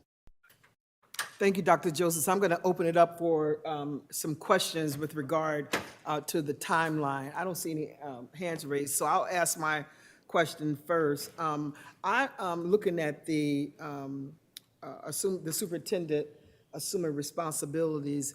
Were we talking about January, or were we talking about because I was thinking that for him to start probably the middle of early of the year so that he can be in position for July. But let me just open that up. Vice President LeBron, let me just start you. Thank you, because I'm going to leave right after this. In the timeline, the only concerns I have is September 9th. We literally start schools in a few days. It's 5 days after the start of school. And then we're going to be asking, depending on who all names are recommended through this group here, most likely there's going to be parents. I know for me as a parent, I don't want to participate in anything the first 2 weeks of school starting because we're all getting reacclimated and situated to the transition. But that's going to be the same case for our staff, our educators, people in the classroom. It's just kind of hectic the first 2 weeks in this district because we do start that midweek. So that's primarily the feedback I have on the September 9th through the 20th to do these focus groups. I would personally prefer at least 2 weeks out from school starting so that families can get their transportation and themselves situated before we're asking them to take time out to do this. In terms of whether they start in January or it's July, I actually personally do think there would be value to keeping this school year consistent with the leadership. I think that's been the issue. And it's sort of the conversations we had with the last superintendent and his transition in. When we bring in leadership, especially in the middle of the school year, it does throw everyone off, from the chiefs to the principals to the staff, and it trickles down into the classrooms, unfortunately. So I personally would support that we do this, and that the timeline is that we end this school year, even with an interim, even if we identify that person. And I actually would be open to identifying a person that could potentially come in under a consultant title to work with the interim or whoever else, that there is a potential buffer of transitioning and having some hands-on training internally before they officially took the seat. But I'm open to all that, but I do think the stability piece is one of the biggest factors, and it was the same driving force, even with the transition of Dr. Peluso, of having him be the interim initially, again, to maintain stability. Thank you. I'm going to just go to Commissioner Simmons. Okay, and then thank I'll you. go down. Thank you, President Elliott. I do agree with the sentiments expressed. Looking at the timeline, we're essentially in September already, and it will take a bit of time to talk to and get all of the feels, and so we don't want to rush it. Also, considering change and stability, we recognize we're going into a school year where the reconfiguration is supposed to take place, so we have a lot to look at. So I do align actually with the comments of Vice President as far as pushing this through the school year, taking our time with it, and making a viable decision in the way we should. All right, Commissioner Malloy. Yeah, I want to agree just with Vice President LeBron as well as Commissioner Simmons, agree with everything that has already been stated. I think this is, at the start of the school year, it is going to be a bit rushed. I know I haven't even done school shopping for my own children yet, right? So I'm just trying to keep everything together. I'm not opposed to a January start, but there would need to be parameters around what that transition would even look like. If there's kind of a team approach, I would prefer to wait. We have this academic plan that we're trying to implement and our strategic plan, and there are just so many balls up in the air right now, and our students need that stability. So I would support waiting if at all possible, or pushing this back a bit. All right, Commissioner Griffin? I too would like to move a little slower. I think this is moving a little too fast, and there is a lot going on in the first couple of months with getting acclimated. So I would definitely say that we're moving a little too fast and to probably push it out a little bit. So I also agree. All right, thank you. Commissioner Malloy? Yeah, thank you so much. I totally forgot. I also wanted to see if we could get input from our governance coaches through the Council for the Great City Schools. They're working with us, and just maybe some of their recommendations that they might have. I would suspect, and I don't want to speak for them, that they might recommend, because, the stability piece as well. All right. Commissioner Patterson, any thoughts about the timeline for the search? Yeah, I think, all my colleagues have, said the same thing. We're all on the same page that we just want you, your organization, just to take your time and don't feel rushed. Thank you. So let me also get input from our state monitor. State Monitor Alicea, what's your input on this conversation? This is very active searching process.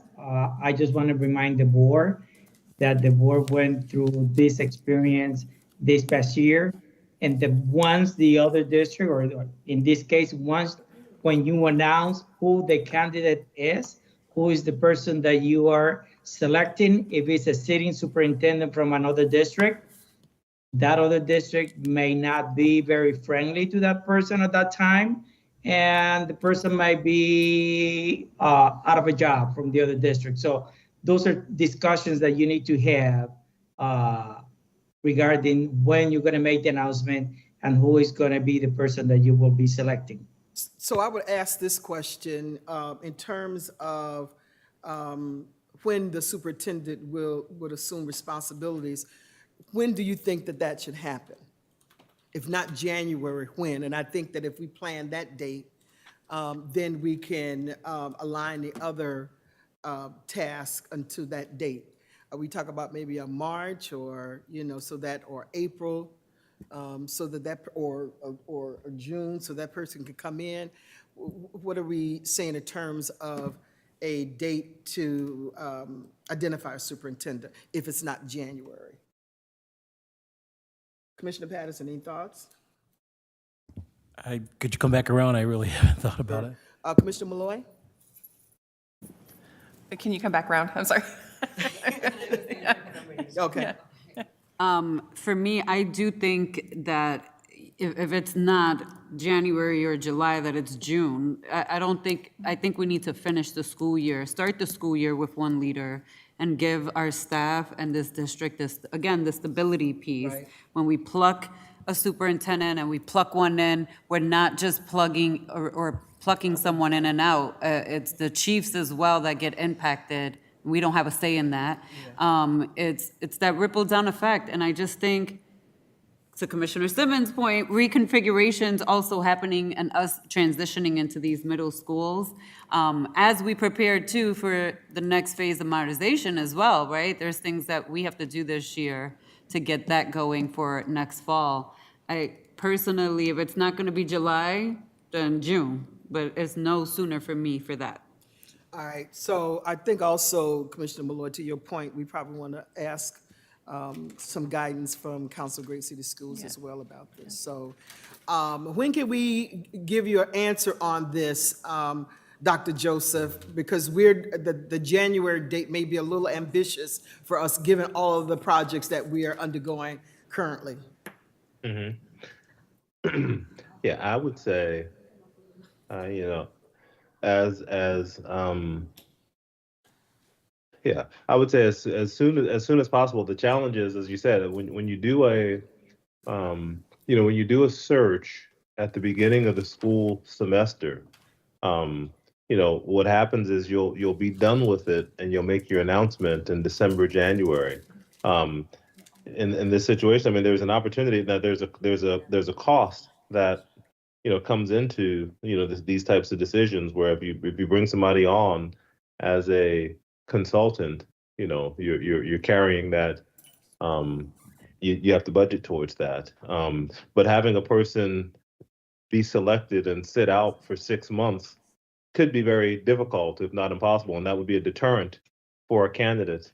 Because again, when he's announced or she's announced that they're going to be the new superintendent in Rochester City, if they're not already within the district, that district that they're in may want to move on that candidate, and that puts that person in a precarious situation. So I do think it's a conversation to have.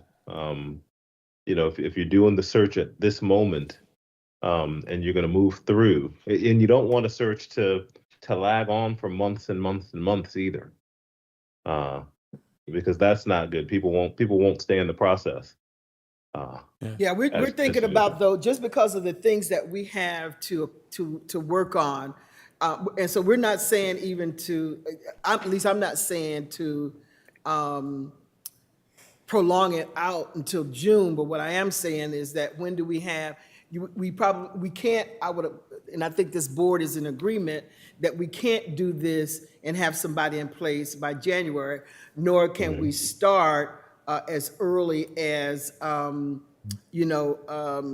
early September with these things going on. So that's where we're going to have to make some adjustments and get some more clarity. Commissioner Patterson? Yeah, I'm speaking for myself personally. The September dates, maybe we can move those back like a week or two. Normally a teacher, when they're in the class, and we're talking teachers, administrators, within the first 2 weeks of school, third max, we're pretty in our routines, pretty much in our routines. And again, I'm speaking for myself when I say it makes me, look incompetent, if I can't put a superintendent in place when we've known this is going to, occur, by January. So yes, for me, I'm a detail guy, so for me, I like to see things move along.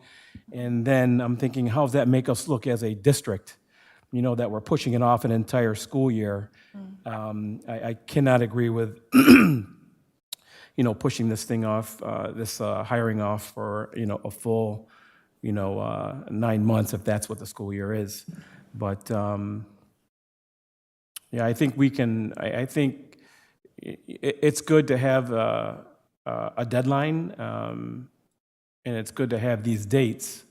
But I think that we as a board, I think we can get these things done. I mean, you're really doing the work. Your organization is just making ourselves available, to make these major decisions. So, other than moving, like I said, September back a week or two, I think we can. I think personally for myself that we can get this done. Thank you. So you're saying that you want to continue with the superintendent assumes responsibilities in January? No, I think someone had an ideal up here that they were going to be mentored by, not mentored, wrong word, but what was the word utilized by the? Overlap or something? An overlap, perhaps? I can't hear you. An overlap between the two superintendents. Right, so, they can help him or her adjust, the new superintendent, But I think that it needs to begin and it'd be a fresh start, for 2025. I think the decision has to be, how much time does that look like? Is it like 6 months or, so that may be a question too. Is it January, which would be 6 months, or would it be, say, in March or April, where we're not spending a whole lot of money, but this still has time, in terms of Commissioner Malloy's point about overlap, we still have a few months, couple of months for there to be some overlap, so. That's, And what I'm not happens- asking to decide tonight. Commissioner, Yeah.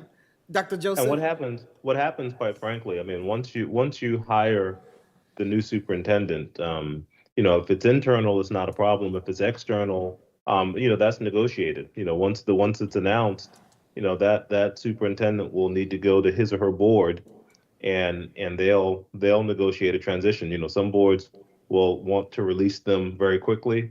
Other boards may, want them to give, 2 months notice, three, there are superintendents who have within their contracts details that say whether they can leave, immediately or not. So, that'll be something, that's negotiated, but it's a point of reflection for the board to know that, it is going to be, something thoughtful, and you might have a person sooner or later. I can tell you in my first superintendency, I was appointed, well, I think they hired me in November, and I started in February. That because that was as I transitioned out of my last district to move into the new district. And then, I needed some time just for myself and family to relocate, move, kind of get everything together. But that was something that was just negotiated, with the board on a time, and that probably would hold true here. That's certainly something for us to consider. Commissioner Malloy? Yeah, just in light of everything that Dr. Joseph has shared with us, I think I am supportive of a January start. I think that whomever we hire is going to be willing to have a seamless transition and is going to be familiarized or will have familiarized themselves with our academic and strategic plan and be ready to go whenever it is that they negotiate their start date.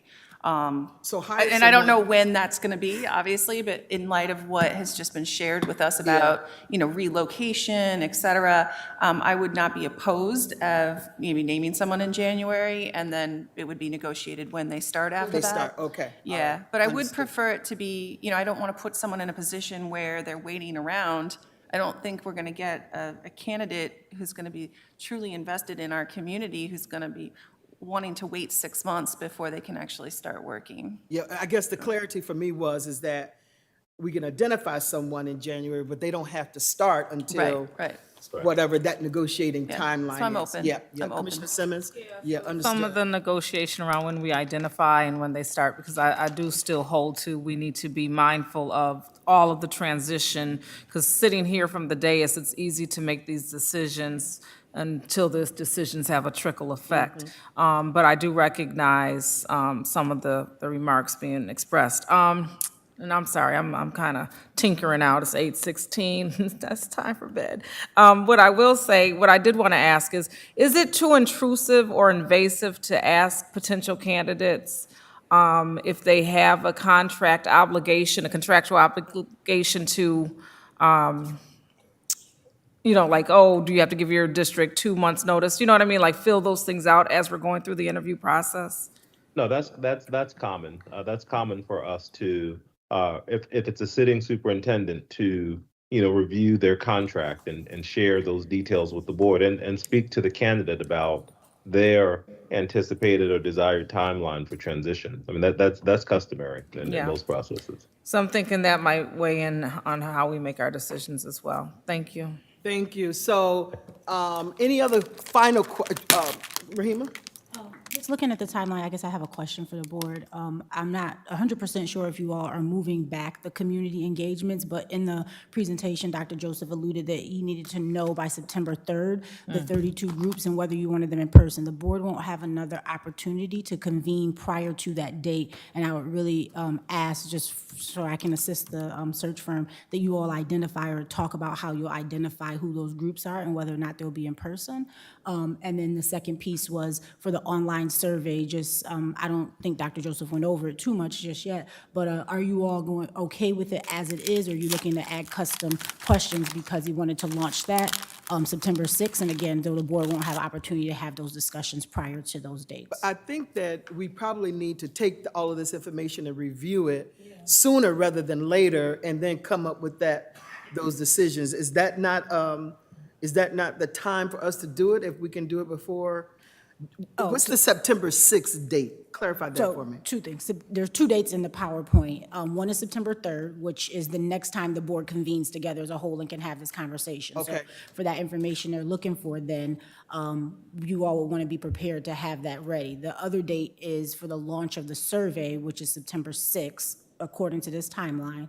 And so if the board is still looking to launch it that date, Dr. Joseph asked that you identify the 6 groups that you're going to disaggregate the survey by, and I don't believe you all have had that conversation. All right, let me just ask this question, because I heard Commissioner Patterson say, and we were talking about maybe delaying it in the beginning of the couple of weeks. And so how does that piece impact? If we're, I guess the question becomes that it's a matter of us just reading the information and then making the decision, which maybe that's something that we can do, where even though school is going to be starting, we may be able to still do those things. Commissioner Malloy? Yeah, we might still be able to do them. I would support us pushing the calendar, like for the interviews and focus groups and stuff, pushing those off or delaying them by 2 weeks, just so that we get a better sliver of people from the community who are going to be able to participate, who represent the community. So the interviews and focus group meetings, I'm looking at slide 14. Yeah, so if the board is comfortable with moving 2 weeks, what I can do is we can go back to the drawing board and present a new calendar with that adjustment, and I can work with Rahima to do that, and then at your next board meeting, we can represent a new timeline with the adjustments to give everybody time to kind of digest it, look at it, and have an opportunity to think through your focus groups. I mean, that's fine. But on our end. So the focus group selection and the survey, hopefully I'm not confusing the two, seeing one thing for, two things for one, but we can continue to do, those dates can remain, right? We're only talking about, to Commissioner Malloy's point, pushing back the interviews and focus groups, right? That's what you were saying, Yeah, that's what I meant, right? yeah. Okay, If I could just, Sure. the dates I'm referring to, especially for the focus groups, was September 3rd to identify the 32 groups, which would then allow me to Right. provide the contact information and work to get them scheduled. You all are saying that you want to push back the schedule. I would still suggest identifying those groups as early as possible so that we can work to get on their calendars, and so yeah, I not think that push we can that back continue too to far. do that. What's your thought about that? I think we agree. can- Yeah, I think we can continue to do that. Commissioner Malloy, I see your, Yeah, I may mean, have if- some if we- hesitation. If you think that we can identify appropriately in that time frame, if the board believes that, I support it. Yeah. Sitting here right now with thoughts of, who, like groups, plaque or someone like that. Well, who selects those groups? We do. Yeah, okay. Yeah, and if it's 32 that we need, you divide that by the number of board members. All we need to do is, so we could do that. I think some of us may also be thinking about the same groups as well, so. So then perhaps maybe board members can email me the groups that they're looking at, and I can collect all that information on a spreadsheet, share it to you all prior to your CIGR meeting next week, and then we can ask Commissioner Santiago to put a agenda item on there for you all to discuss and kind of drill that down, so then that can be provided to Dr. Joseph That'd be and the great. team. I think that'll work. Do you all think it'll work? Yes. All right. All right, so it's the focus group and the, what am I missing? The survey, you need to disaggregate, Yeah, yes. so we have, tonight is the 27th. We have a few days that we can take a look at those and make some decisions by the 3rd when we come in for the meeting. Use the So, same process. all right? Okay. Anything else? Any other questions for Dr. Joseph? No. Dr. Joseph, do you have any questions for us at this point? No, I look forward to, I'll be reaching out to each one of you individually and looking forward to learning more about your experiences and what you're looking for in the superintendent. And I'm looking forward to supporting this process with the team. Well, thank you, Yeah, thank congratulations you. that you are going to be, that you're working with us. We're looking forward to the engagement and us coming up with an exemplary superintendent. So thank you so much for Thank what you. you're doing. Thank you. Thank you. Have a good night. Have a good night. Good night. I don't think he heard. Good night. Good night. Good night. Good night. Good night. He's trying to log. Adjourn. President Lee, you need to Oh, adjourn. motion to adjourn? Yep. A motion? Yep. So let me get my head back into that. So, yeah, can I get a motion to adjourn? Motion. Motion moved by Commissioner Malloy, seconded by Commissioner Griffin. All those in favor? Aye. Any opposed? All right, good night, everybody. Night.